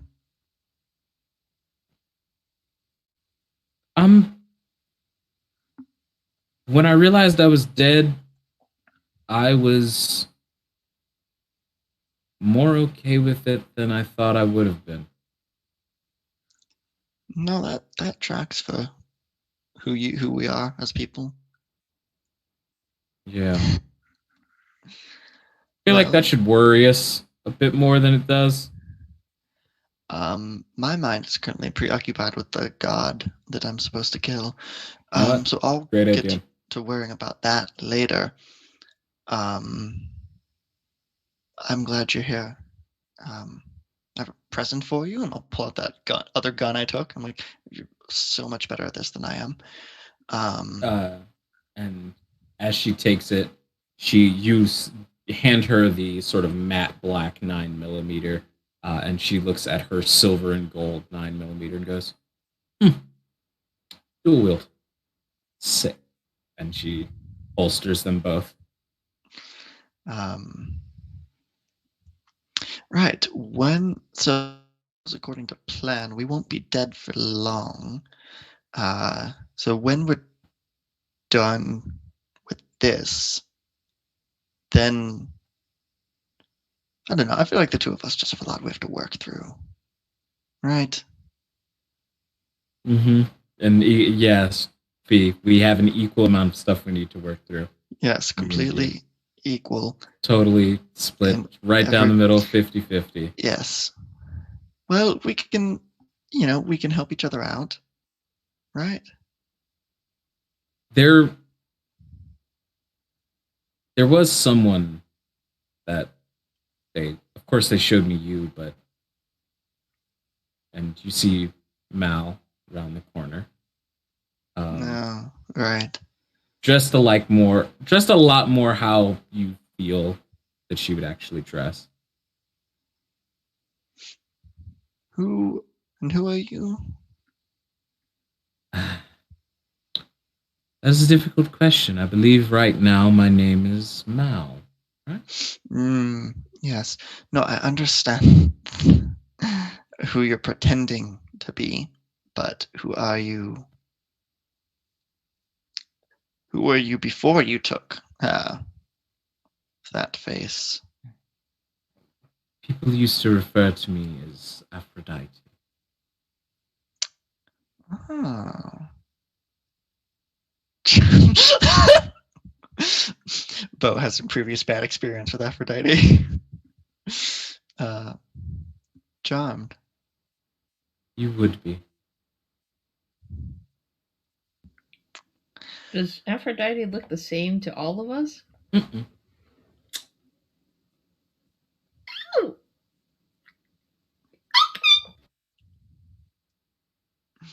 Aphrodite presents herself to each of you as a person whom you love deeply.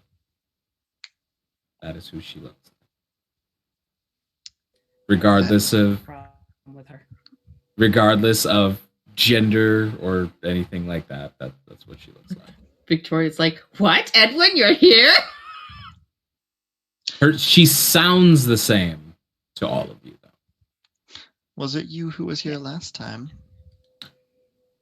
No, it was a twisted little child that likes to play with people's emotions.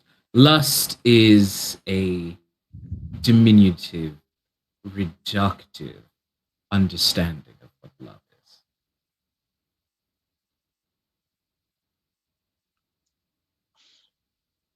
Interesting. And what is it then, if more than that? What is love? I think there's a song that you could listen to. I could tell you that. Baby, don't hurt me. Don't hurt me no more. Clever. I tend to be. Um, right, is there something we're supposed to be doing here, or...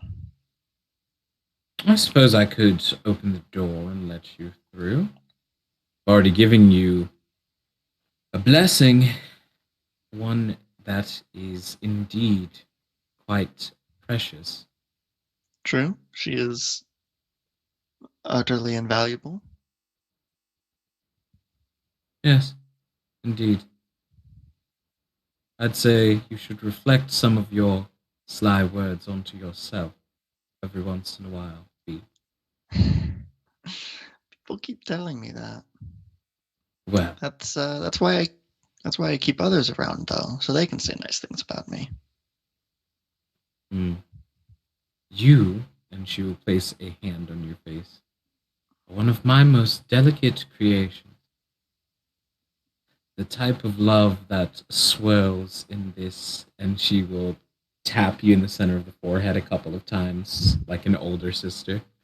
The type of love that swirls around in this complex little box of yours is some of my best work. Right. Thank you. Really feels like you were complimenting yourself there. I am fairly spectacular, to be fair. But what you've done with the gifts is impressive as well. Oh, well, thank you. I accept that. I had help along the way. Love is not something that exists within one person. What is love if not the connection between two people? It's it's what you'll do for Lust. them, right? As much as. But you've listened to this old woman prattle on for far too long, and she will open the doors, which will open into a portal, and you see that there is a long time where Mercedes is just staring at Aphrodite, or Aphrodite steps forward and kisses Mercedes, and then steps back and says, "Let it go, Chad."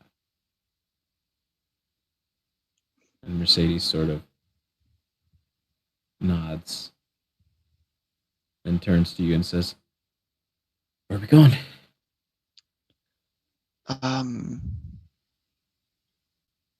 Going to limbo to kill a god.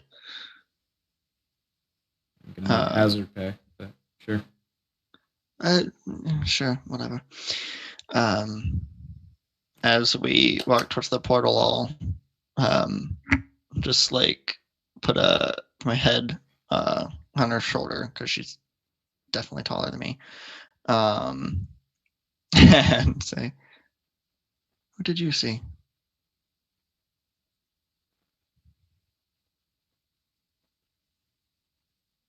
I saw a mouth, and Same. she said it was because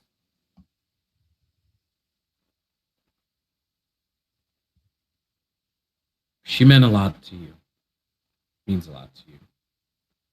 And I care about the people that you care about. I guess. Or something. Whatever.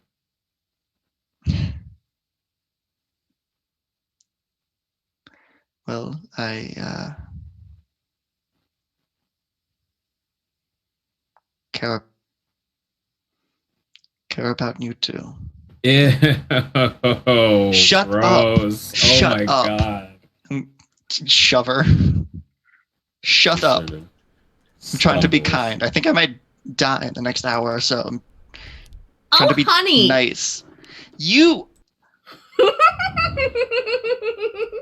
get to say it back at least once for every time you said it to me. What do the kids call them? Oh. Simps? Mm. All right. All right.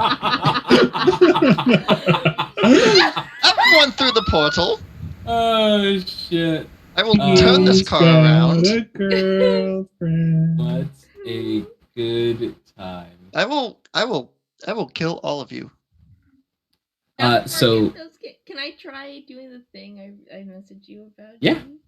You write in the book. You do it. I mean, Do it. Do I have to? yeah. If you want to, if you want to burn it, yeah. Yeah, I want to try and make it a reality. Is that a? Can I? Do I have to? You take out the page and you think about making this truth a reality, and your hand engulfs in flame until the paper is burned. Minerva, what did you just do? Just trying to make the story have a good ending. Ominous. Are you open to suggestions? I am more than happy to. I don't suppose you want to write that Hypnos sort of just I mean, you keels can't. over and gives us the staff? That's I not- can't really violate what the rules of reality currently are. But you could make a new truth, potentially. Yes. So a new truth could be that Hypnos can no longer interact with the plane of mortals. I'll give it a gander. That seems like delaying the inevitable. If you write that in the book, your hand does not come to place. Got it. Well, at least we've tested the limits. Mm-hmm. It conflicts with the truth that Hypnos can interact with the plane of mortals. Mm-hmm. I have a truth I'd like to write. Sure, what you got?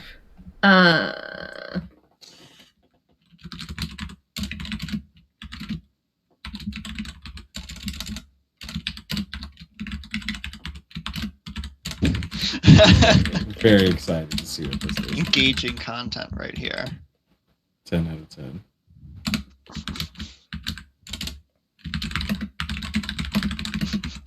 What if we just wrote that Hypnos sleeps forever? Does he sleep at all? He is the god of sleep. Isn't that like the one thing they do? Okay. Okay. Do That- either of them light up? Both pieces of paper burn. You know who you gave this power to, right? I know exactly what I did. Fee, you receive You the blessing. An angry You receive boss. the blessing of Ken. Of what? Ken? Ken? K-E-N? Yep. That is Who the her fuck is name Ken? that's her name in the Egyptian pantheon. Oh, okay. Ken is the name of the Aphrodite just Egyptian punched a hole through the drywall? and your willpower, if it is below 7, becomes 7, and your maximum is raised to 7. And you also gain another dot in charisma. Oh, okay. And So 5 charisma. and you are under the effects of the unswayable mind ability. Ooh, okay. Can you tell me which discipline that's under? Yes, unswayable mind is under wow. Oh, it's fortitude, I wanna isn't say, yeah, fortitude. That's exactly what it is. Cool.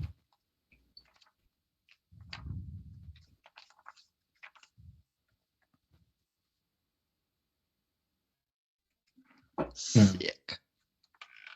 Dope.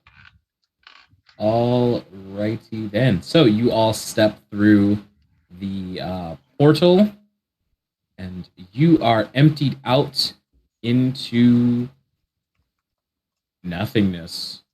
Really, you're just ejected into the air, and you see above you is where the ground is.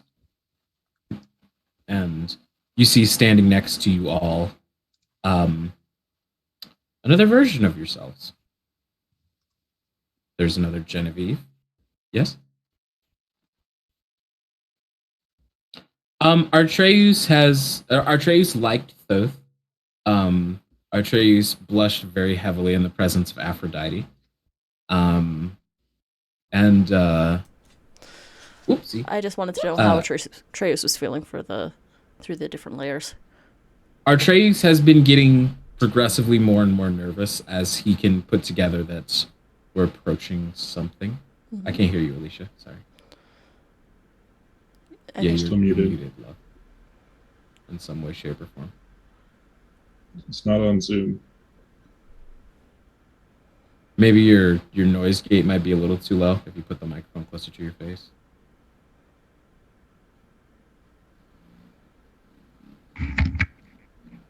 Oh, that's Nope. Still no. Nothing. Maybe it's the loose connection.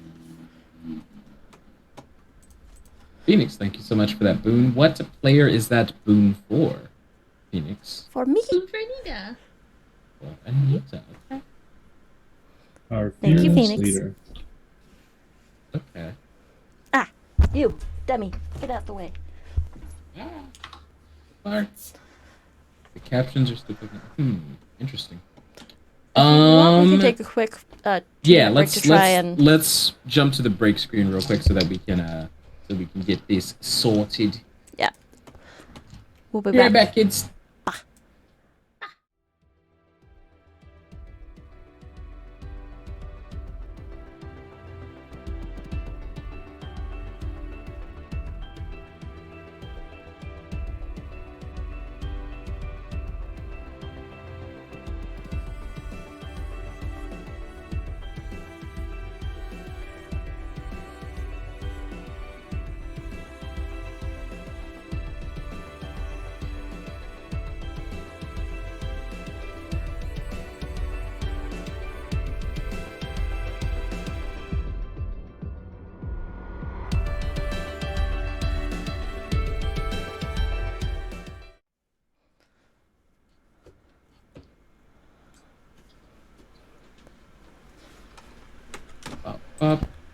We're back.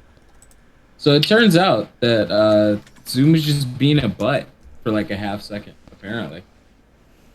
Big shrug. What were you going to say there, Victoria? Well, so it's funny because what I was originally going to say is that Anita was apparently muted. Oh, So Ah. I don't. Gotcha. Irony. the irony. Yeah. Yo, well, we are all unmuted now. But yes, Artreus is he's nervously going along. I'd say make me an awareness plus insight check, and you can add an additional die because you know the target well. What was that? Insight plus awareness, or insight plus what? Yes, ma'am. Okay. Insight plus awareness. Okay, that's 6 dots.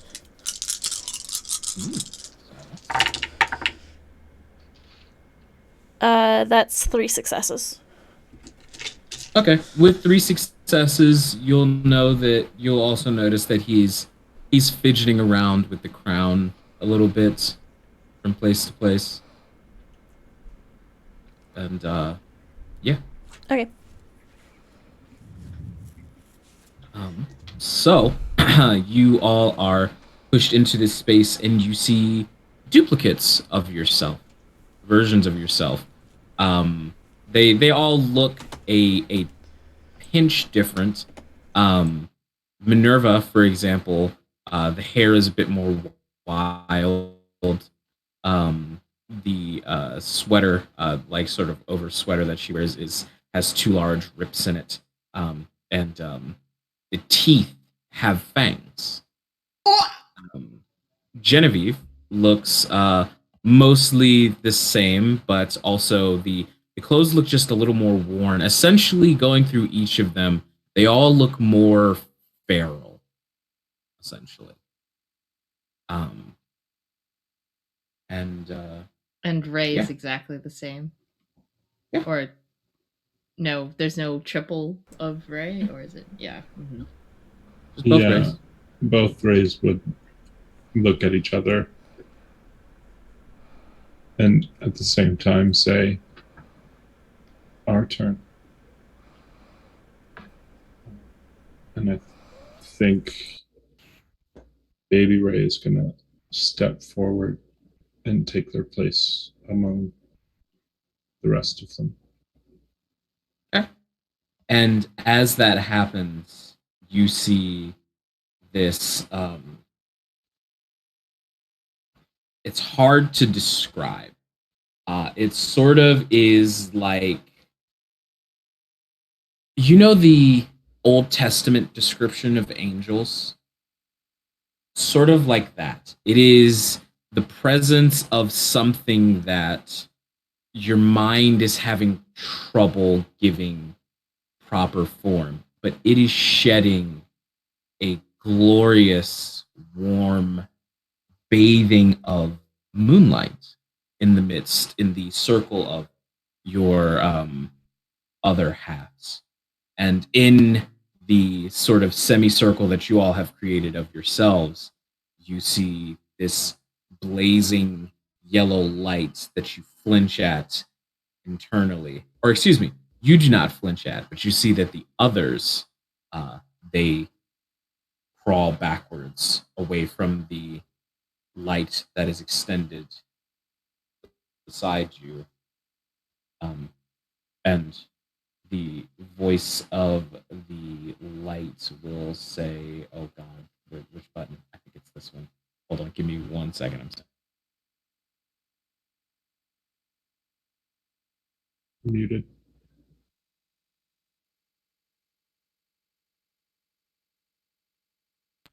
Yeah, I just had to check something. Sorry. But you do hear the voice of the orange light say to you all, Welcome, children. You have journeyed far, and it has been long since you have felt the warmth of my embrace. I welcome you home. and you see the moonlight begin to speak and say, "And I welcome what you have twisted, perhaps rejected, feared on some occasion. You, and as it says you feel that pierce through every part of you, Ray. You have come the closest. True harmony. It is what will be needed to put an end to my child."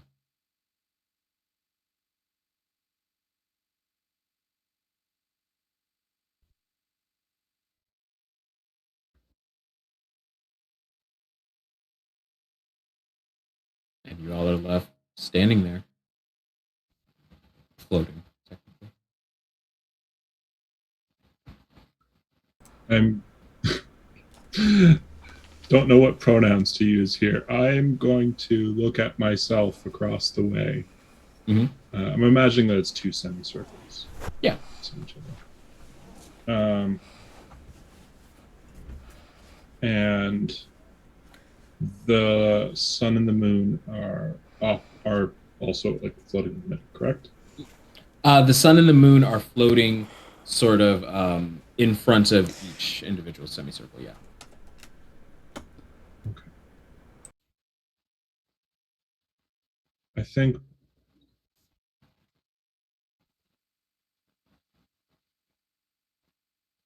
if possible, both rays are going to try to step or float forward and meet each other along the center. And as you see yourself twice, This is a very, very odd experience that you are having right now, Ray, as you are seeing through the eyes of both halves of yourself. And you feel, as you look at the hedonist, you feel that untamed desire, the unbridled rage, the impulsive and lackadaisical nature. And as you look at the professor, you see the hesitance, the lack of confidence, the unwillingness to act. And you hear the sort of solemn voice of the moon peek through once again and says, there is something that the mortals do not seem to understand. What I am thinking, what you're thinking, it is not important. You are alive. That is important. You will see there is a natural distance between yourself and your thought process. Once you close the gap between you and your mind, between you and your body, this is the end of suffering. Do not identify a thought as negative. It is just a thought. Who told you that it was negative? You cast the shroud of unnaturalness across yourselves in droves. Maybe you are thinking. Maybe you like it. Perhaps you do not. It is all you. If you understand that a thought is just a thought, it has no power. But if you fear it as a possible reality, it may destroy you. The world is not something you are in. The world is something that you are. Everything is not how it is. It is all how you are.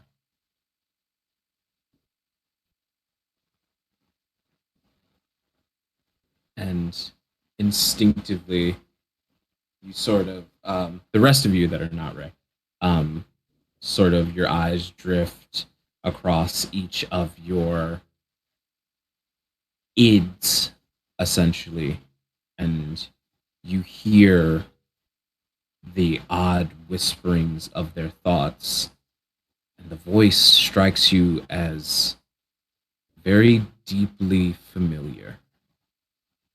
It is a voice that has spoken, whispered to you in moments of extreme hunger and even in moments of extreme power.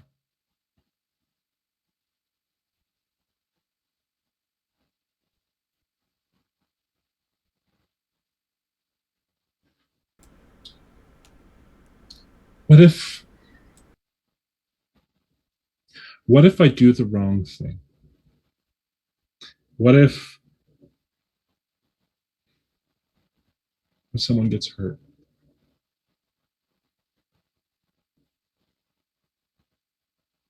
Ray, no matter how much love you have for anyone, there will come a time where you will hurt them. It is unavoidable. And that is the beauty of forgiveness. And it is a part of the experience that was crafted for all mortals. To understand what it is to hurt and to be hurt.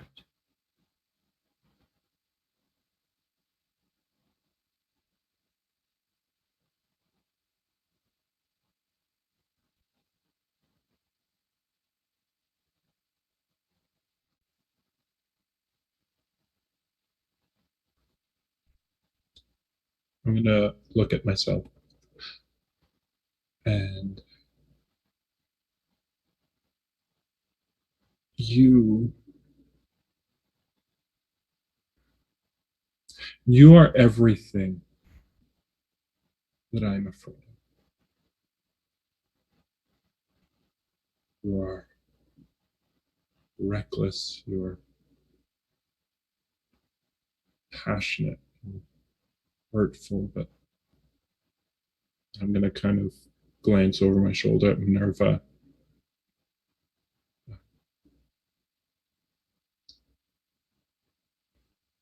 Maybe I do have something to learn from you. And I hope you have something to learn from me. And I'm going to gently reach out and try to grasp the other Ray's hand.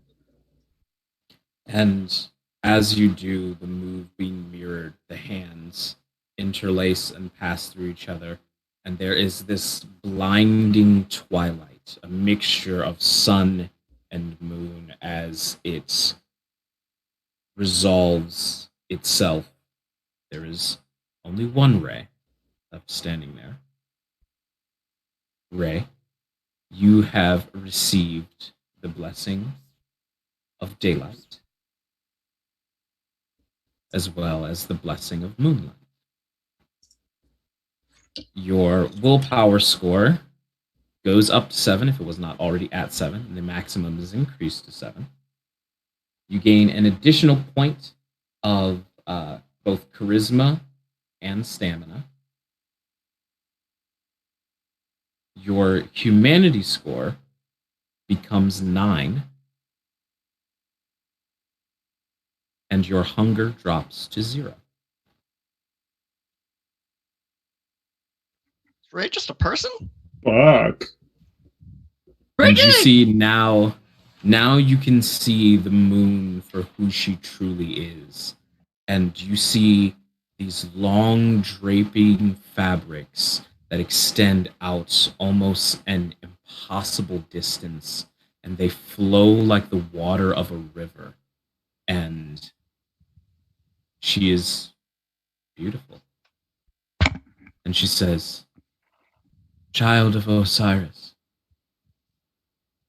walk amongst the daylight and preach humanity. Walk amongst the moonlight and practice humanity."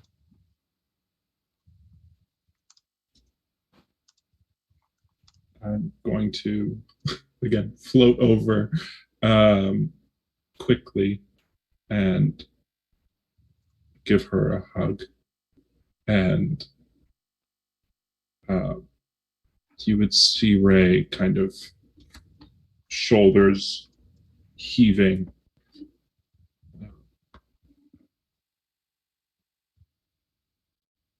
Thank you.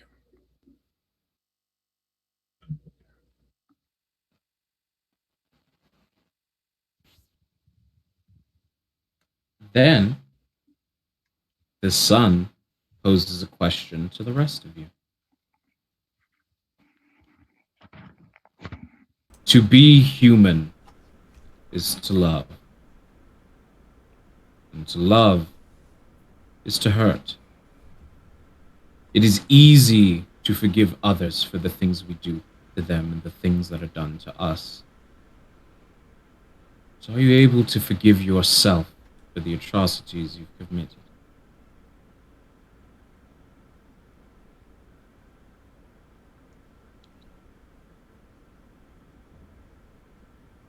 We don't have to do it alone, so if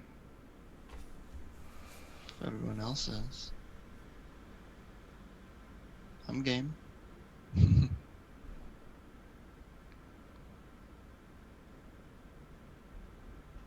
You're not the first unknowable thing to tell me this recently, so Anyone who would like to can step forward and absolve themselves of their sins. Just let me know if you choose to. Genevieve will step forward. Okay. Assuming it's already done for Ray, but if Yeah. I was Ray's just gonna Ray's say- good. Ray's good. I like that quick Victoria? background change, though. Shit. Oh, it's so bad. Fee will take the opportunity. Victoria.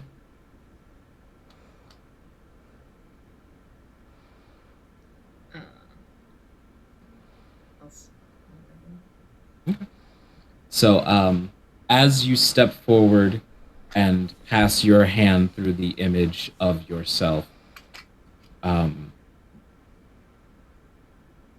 if you have points in Bardoism, whom would that be? Is that just Minerva?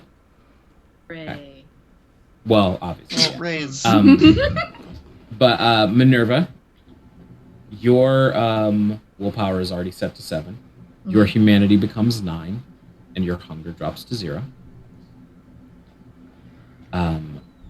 Fee and Genevieve, as you absolve yourselves, your willpower is already 7.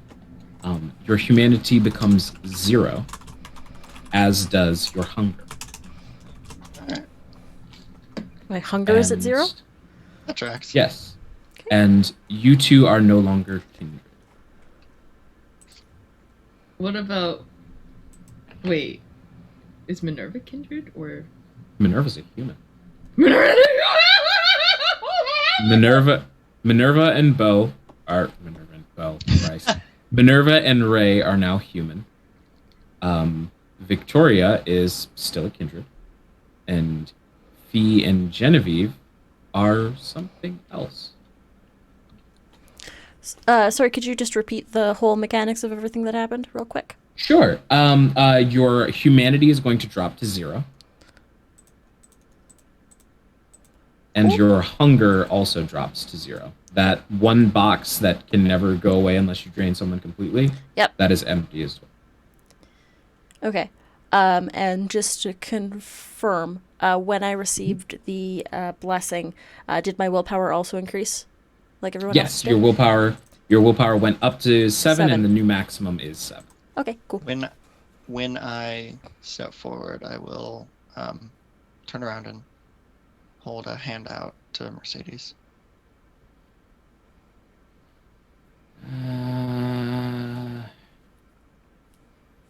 And she'll take the hand. And you see that she's having a lot of trouble looking at herself.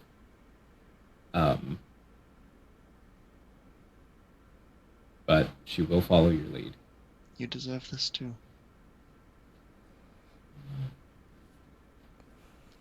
You've never done, the entire time that I've known you, you've never done anything that wasn't for someone else. I lived a lot of life before I met you, Fee. Well, live a lot more after this. Now, do something for yourself. Something, please. Or if You that's see too much, she- do it for me. You see she reaches out and absolves herself. Victoria, your other does not look that much different than you. The hair is a bit more wild, and the fangs protrude even when the mouth is completely closed and tight-lipped.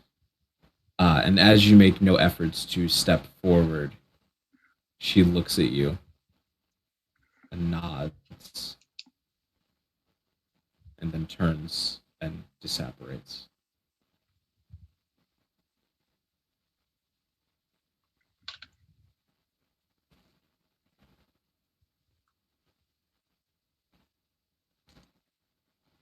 Darby, if you were talking, we couldn't hear you. What was it the moon said? Which part? The moon's out.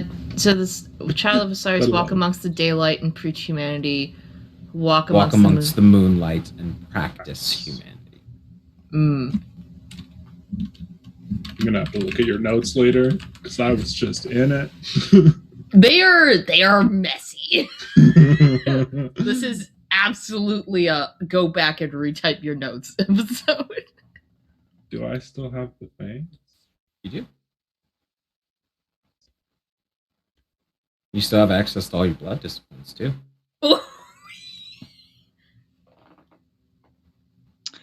Do they still need to make rouse checks? You don't.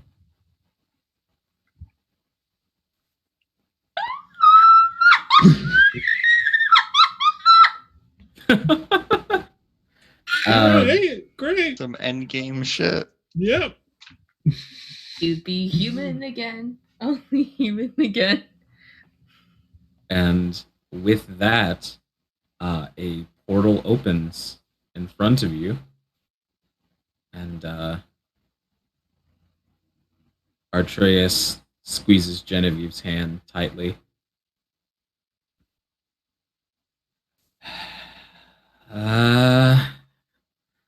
Okay. Whatever happened next, it's going to be okay.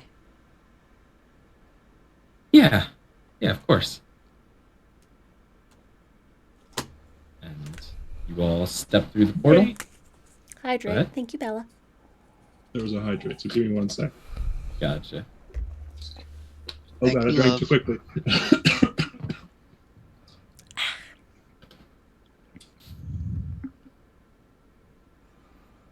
This Walk seems through.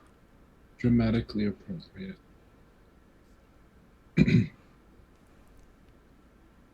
Minerva.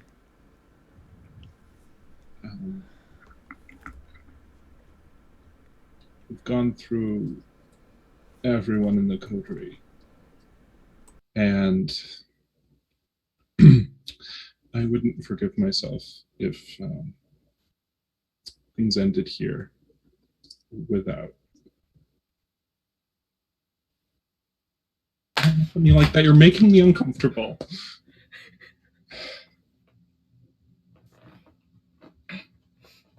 I'm gonna grab Minerva's hands, and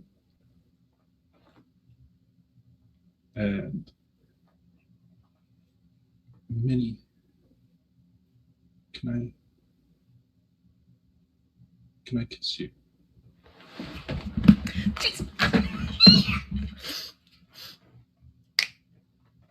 Yeah. Sure. The instant she says yes, Ray's gonna go in for like way over dramatic Dip. kiss, like full dip Yeah. kiss. It's gonna be so sad if she dies. Oh, honey. And when the kiss breaks, Ray's going to say, "You are." This is strange to say, but for all of me, you are the one thing that kept me together this whole last year. So, like, I love you. And Hypno's better fucking watch out, because I'm gonna. I don't know what, but it's gonna be. Mm-hmm.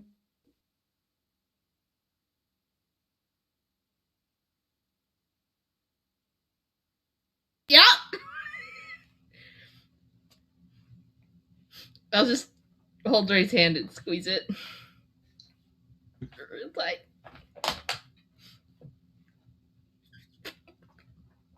I just stabbed myself in the mouth and then spit the water out myself. Why? Yeah, I'm glad to see you're handling stuff well, Darby. Like a professional. Absolutely. No better way and- that moment could have ended. And with that, you all step through the portal, and you find yourselves in a forest. And sat in a very opulent throne that you all recognize, there is a completely nude, dust-colored Fey woman who has a crown of freshly bloomed flowers and thorns that says, "Now, now, now, Artie, darling, you're planning to do something a bit foolish with the life I so gratefully restored to you. And Artreus sort of steps forward and says, "Yeah, I I know Charlie, but I can't just do nothing." And Charlie says, "Don't be ridiculous. Of course you can. I'll tell you now. Join with me, and I'll complete your transformation.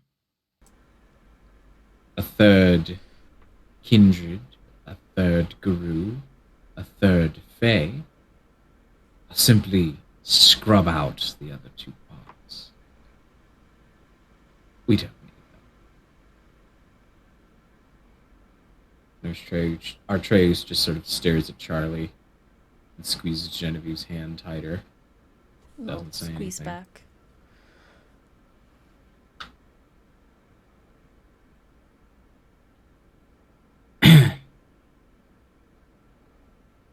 And he'll look at you, and there's this very sorry look in his eyes, and he goes, Don't. The crown is talking to me. It has been talking to me since I put it on.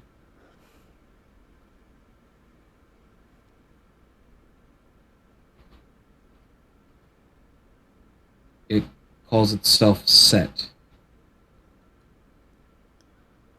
The advisor and murderer of the king.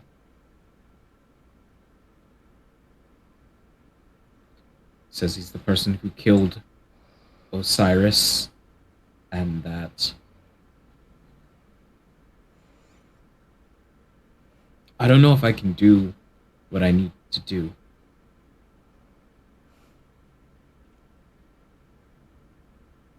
What do you need to do? And like a dark shadow, Charlie envelops all of you, becoming just blackness with this wide smile. Well, he needs to take his throne. And the shadow parts, and the empty chair is left there, and you are all surrounded by dark yellow stone and sand, the desert, and at the tip of a pyramid with no point, there is a throne.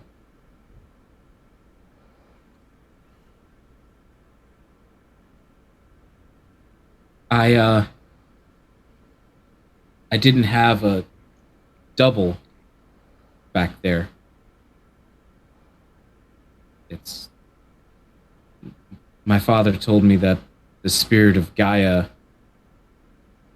made it so when I died, my soul wasn't split, twisted in the way that kindred normally are.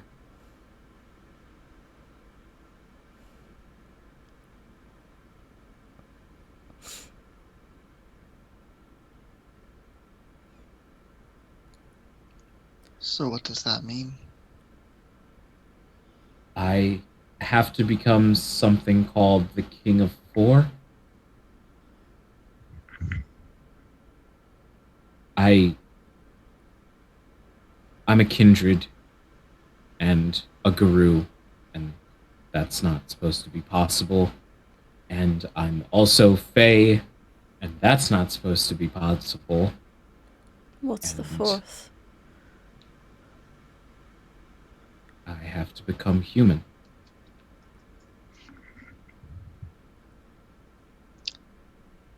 Well, before today, I would say that that wasn't possible, but I think we've seen otherwise. And you hear the lavish voice of Charlie sort of ring out and say, "Ah, yes, and What is more human than to die? A sacrificial king, a martyr, an innocent soul, and the hands grasp the chin and drift off, taken so soon, as it was always meant to be. Genevieve, I think, is crying for the first time in 95 years.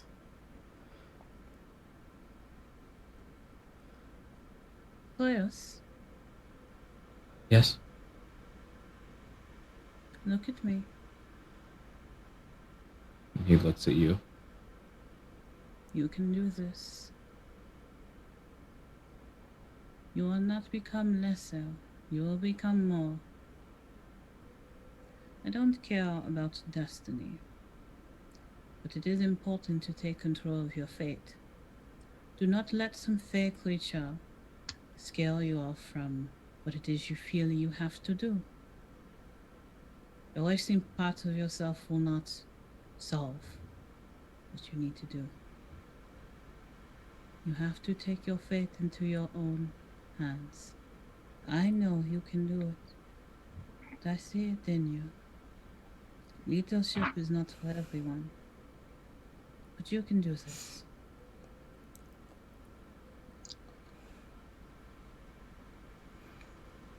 It's not Right. easy, but you can do it. Right. What does the boy's death accomplish? More than we can do.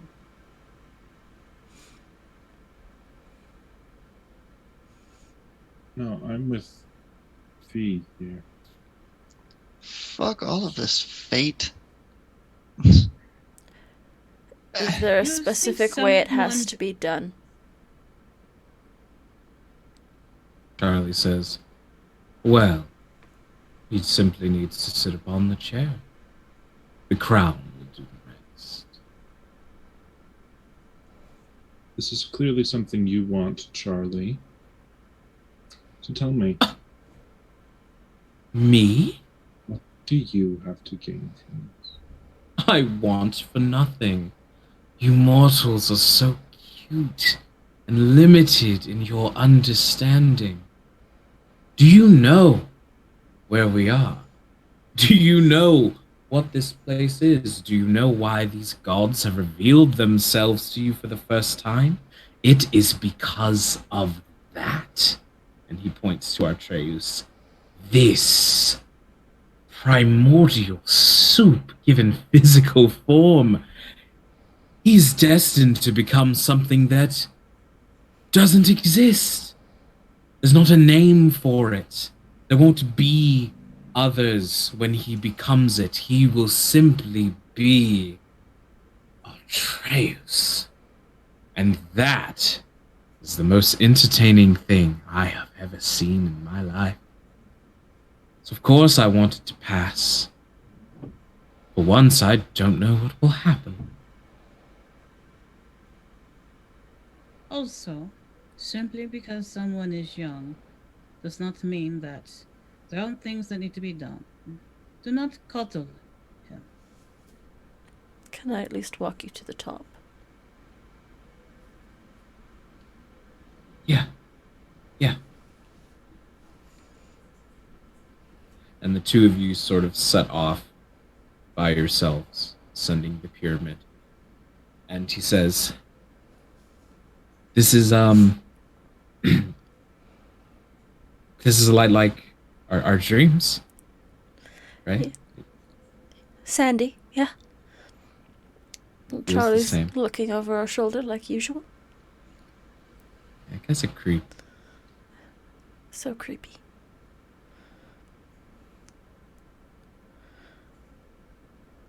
Genevieve, Yeah. is dying hurt?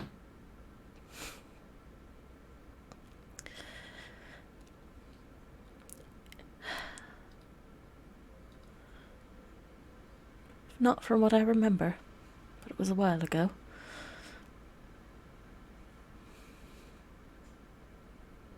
Do you know where that beach was? Where we were walking? Do I remember the beach was when we were walking? Not really. It was kind of one of those like just liminal spaces that exist in a dream. Not particularly. Reminds me of a place I used to go holiday when I was a kid, though. I'll make it through this. And I'll meet you on the beach. You better. And he will hug you. But if you give you a don't, peck on the cheek.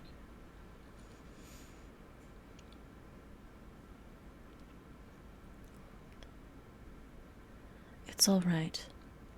I'll be okay. Right. And he finishes walking up the last two steps. He turns and looks to all of you, takes a deep breath, and sits in the chair.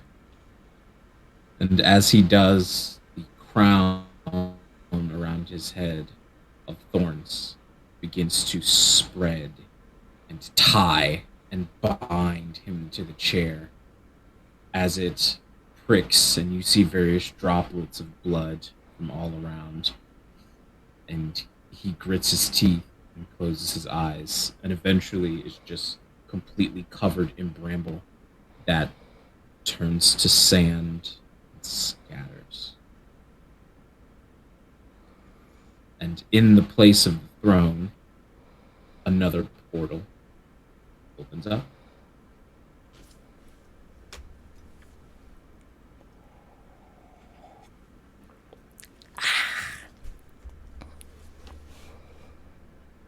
So,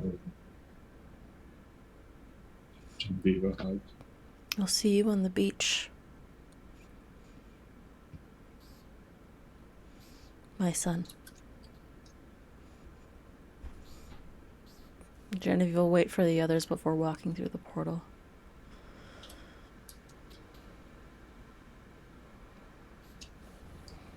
All right. You all ascend. Go ahead. I was gonna say I must clap her on the shoulder. Can't hear you, Darby. Why? Squeeze Jen's hand. Just pass through. Just quick squeeze. And as you all stand at the tip and precipice of this pyramid, you all note that there is no presence of Charlie to be seen.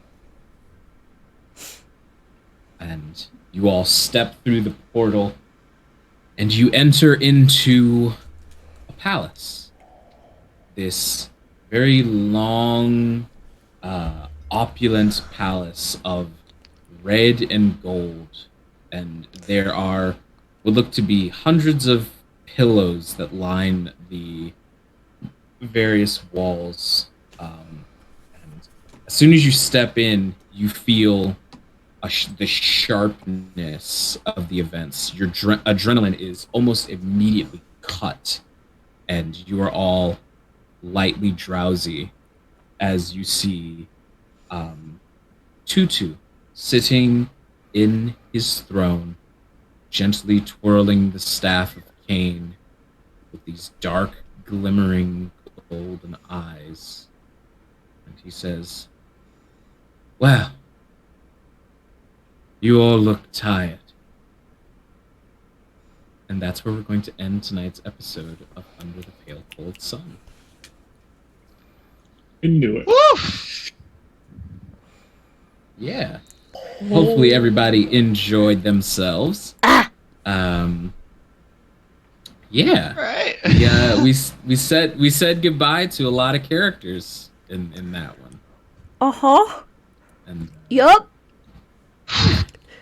it was a good time. I think that was a good time. Genevieve just had a So- 1-2 punch of goodbyes, like fucking Yeah. Ophelia and then We did. Artreus. Just fucking. Sure did. Oh. Indeedy dandy. So, with that having been said, thank you all so much for joining us for episode 16 of Under the Pale Cold Sun. He dies at the end. Tomorrow, Christ, not tomorrow, please, for the love of God. Next week, be sure to come back for our final episode, episode 17. And I can give you guys the title of it right now, because I've known the title of it since the start of the year.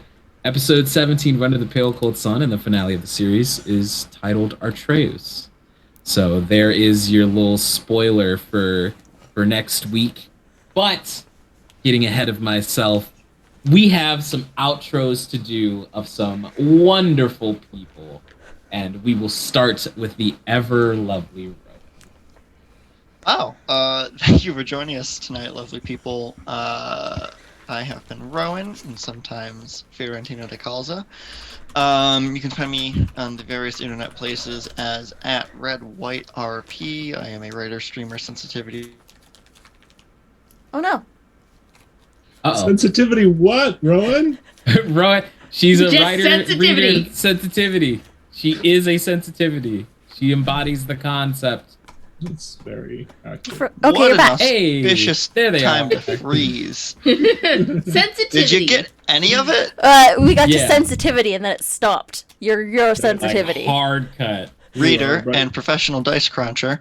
You can hire me to GM for you through my Start Playing link, which is in my Twitter bio.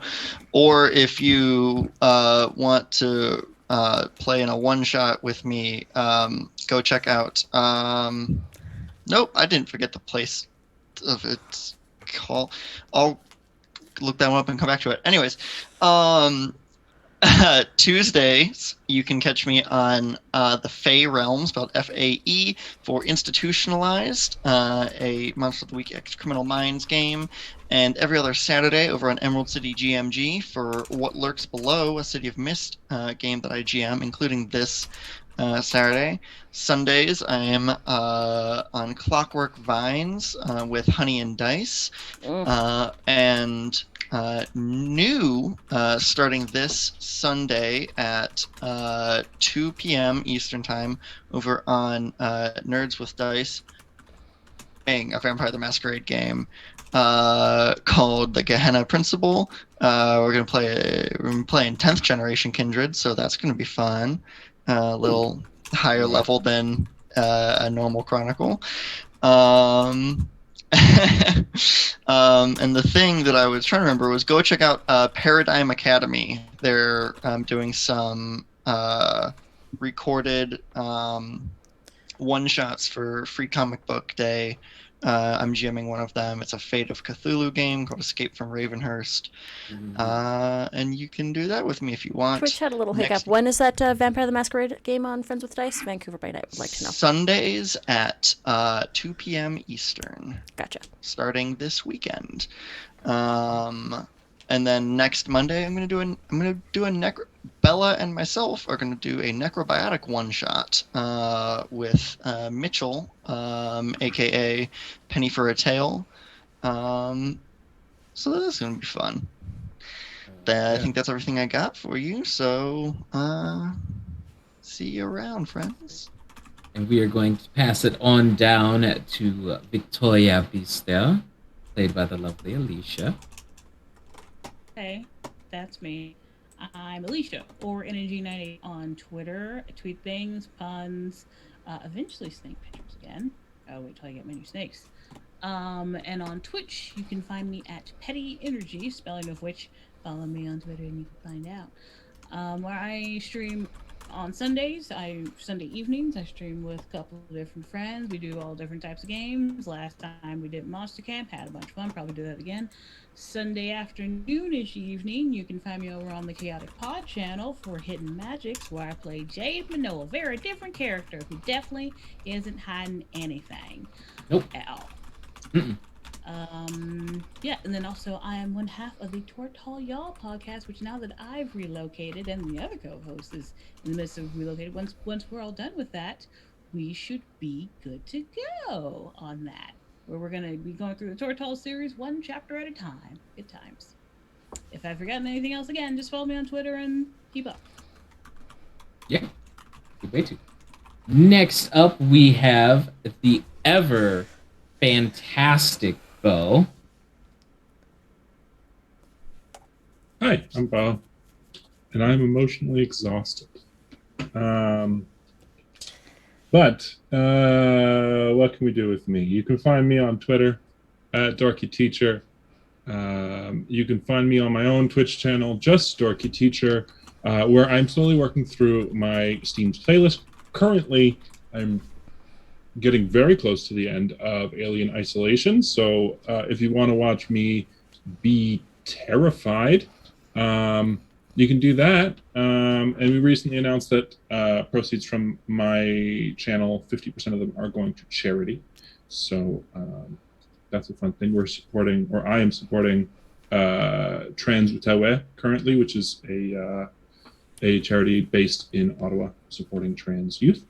Other than that, you can find me on Friday over at Penny for a Tale for their Friday Frights. We are playing a Call of Cthulhu game that I'm in. On Saturday bi-weekly, you can find me on the Polished Cryptids channel, where we are doing a one-shot this weekend. And then after that, there's been some scheduling things. So we are probably going to be playing some D&D 5e in the future, but things are going to be changing, so keep an eye out for that on my Twitter. On Tuesdays bi-weekly, you can find me over at Lucas G Variety, where I'm playing in an alien RPG game. And then next week for the finale of this, because I'm sad about it. And then we can slide on over to the ever chaotic Darby. How are you? Good. That was a lot of emotions that just sort of what you can find me on Twitter as @DarbyPack. That is my real human name, but really I'm just a possum in a skin suit. When I'm not here until next Wednesday night, you can find me Mondays on Kingsguard, a Roll20 Spotlight game where I play Arabella Chestnut, a Bladesinger Air Genasi wizard. What else do I do? Fridays for System Crash here on the Critical Business channel. You can also find me on my own Twitch channel that I run with my co-host Harper, Chaotic Pod, a Twitch channel where we do kind of a lot of things. Our schedule may be shifting up because I have a new project in the docket. So I'm not sure if I can talk about it yet, but it's coming up soon. So keep your eyes on my Twitter if you want to see what's up. What else? You can also find me on Sundays on the Chaotic Pod Twitch channel as Connie Canid, a human cleric, definitely a human cleric. Yep. Oh God, now I'm forgetting everything else. I'm clouded by emotion. I also co-host a podcast called Chaotic Creations, a podcast where we take weird prompts to make weird TTRPG characters. So much happened now. My brain is going everywhere.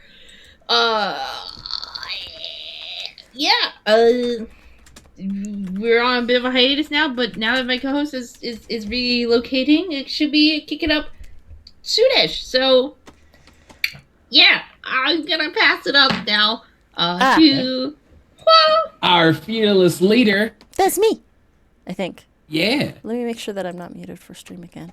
No, I'm good. Okay, cool. Great. Awesome. Yeah. So, hi, I'm Anita or Panita or Critical Misses. You can find me everywhere online at Panita or at Critical Misses. I am the founder of this channel, and that's why I'm in everything here.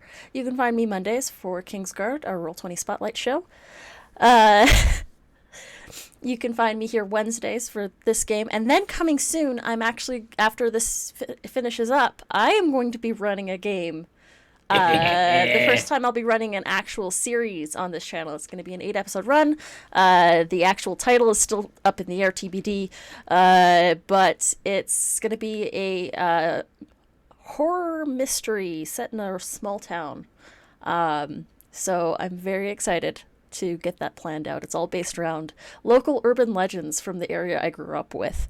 So that look out for that. We're going to start casting for that fairly soon. And then on Fridays, you can catch me here for System Crash, playing who knows who and what knows what. I don't know. Saturdays, we have Morning Ritual, our guest this week. The system is still sort of TBD too. I have a couple ideas in mind. I was considering skinning Bubble Gumshoe, or there's another Kickstarter game that is closing fairly soon that I was also thinking of. Saturdays, you can find me for Morning Ritual, which is our TTRPG talk show. Our guest this week is Kaylee Bray. And we're going to have an awesome time chatting with Kaylee. That's pretty much me. Follow me on stuff. If you want me in games, message me. I got time on Tuesdays, Thursdays, and Sundays. That's usually when I sleep. But yeah. And then last but most certainly least. Hey, no. Fuck you. After Don't. that game, No, you don't get to say that. After making all of us cry. I'm gonna fight Multiple you. times. So many emotions.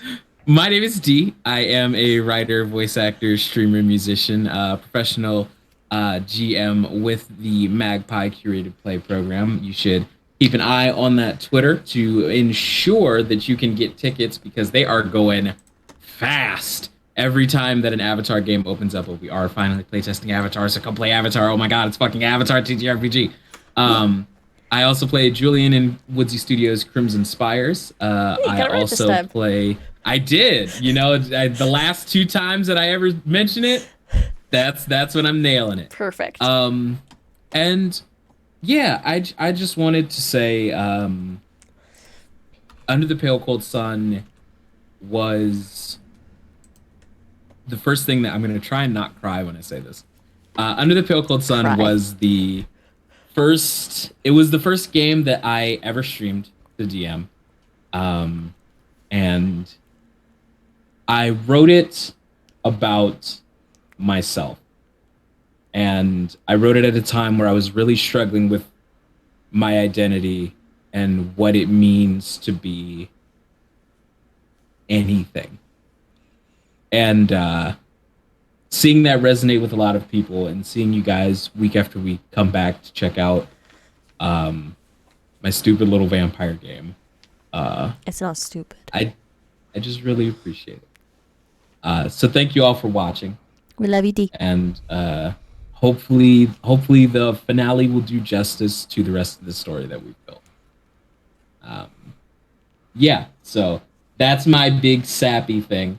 I heard that we're going on a raid. Yeah. To Martlet Games.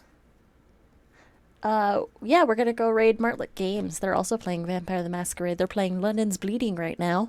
But yeah, we'll start that raid. Head over there. Pale Cold Sun is available on the Critical Misses YouTube. I believe that we're like 2 or 3 episodes shy. Most of the later episodes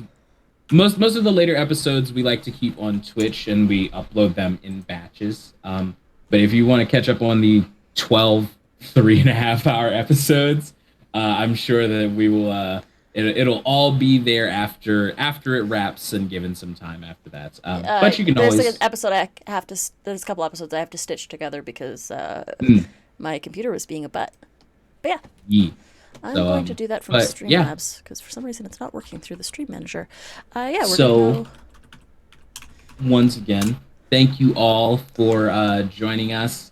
We're going to raid into Martlet Games. As a reminder, our raid cry for Under the Pale Cold Sun is always from our coterie to yours. I should also mention, thank you all for watching. Sorry, this whole month, Critical Misses is partnering with our friends at Chromatic Chimera.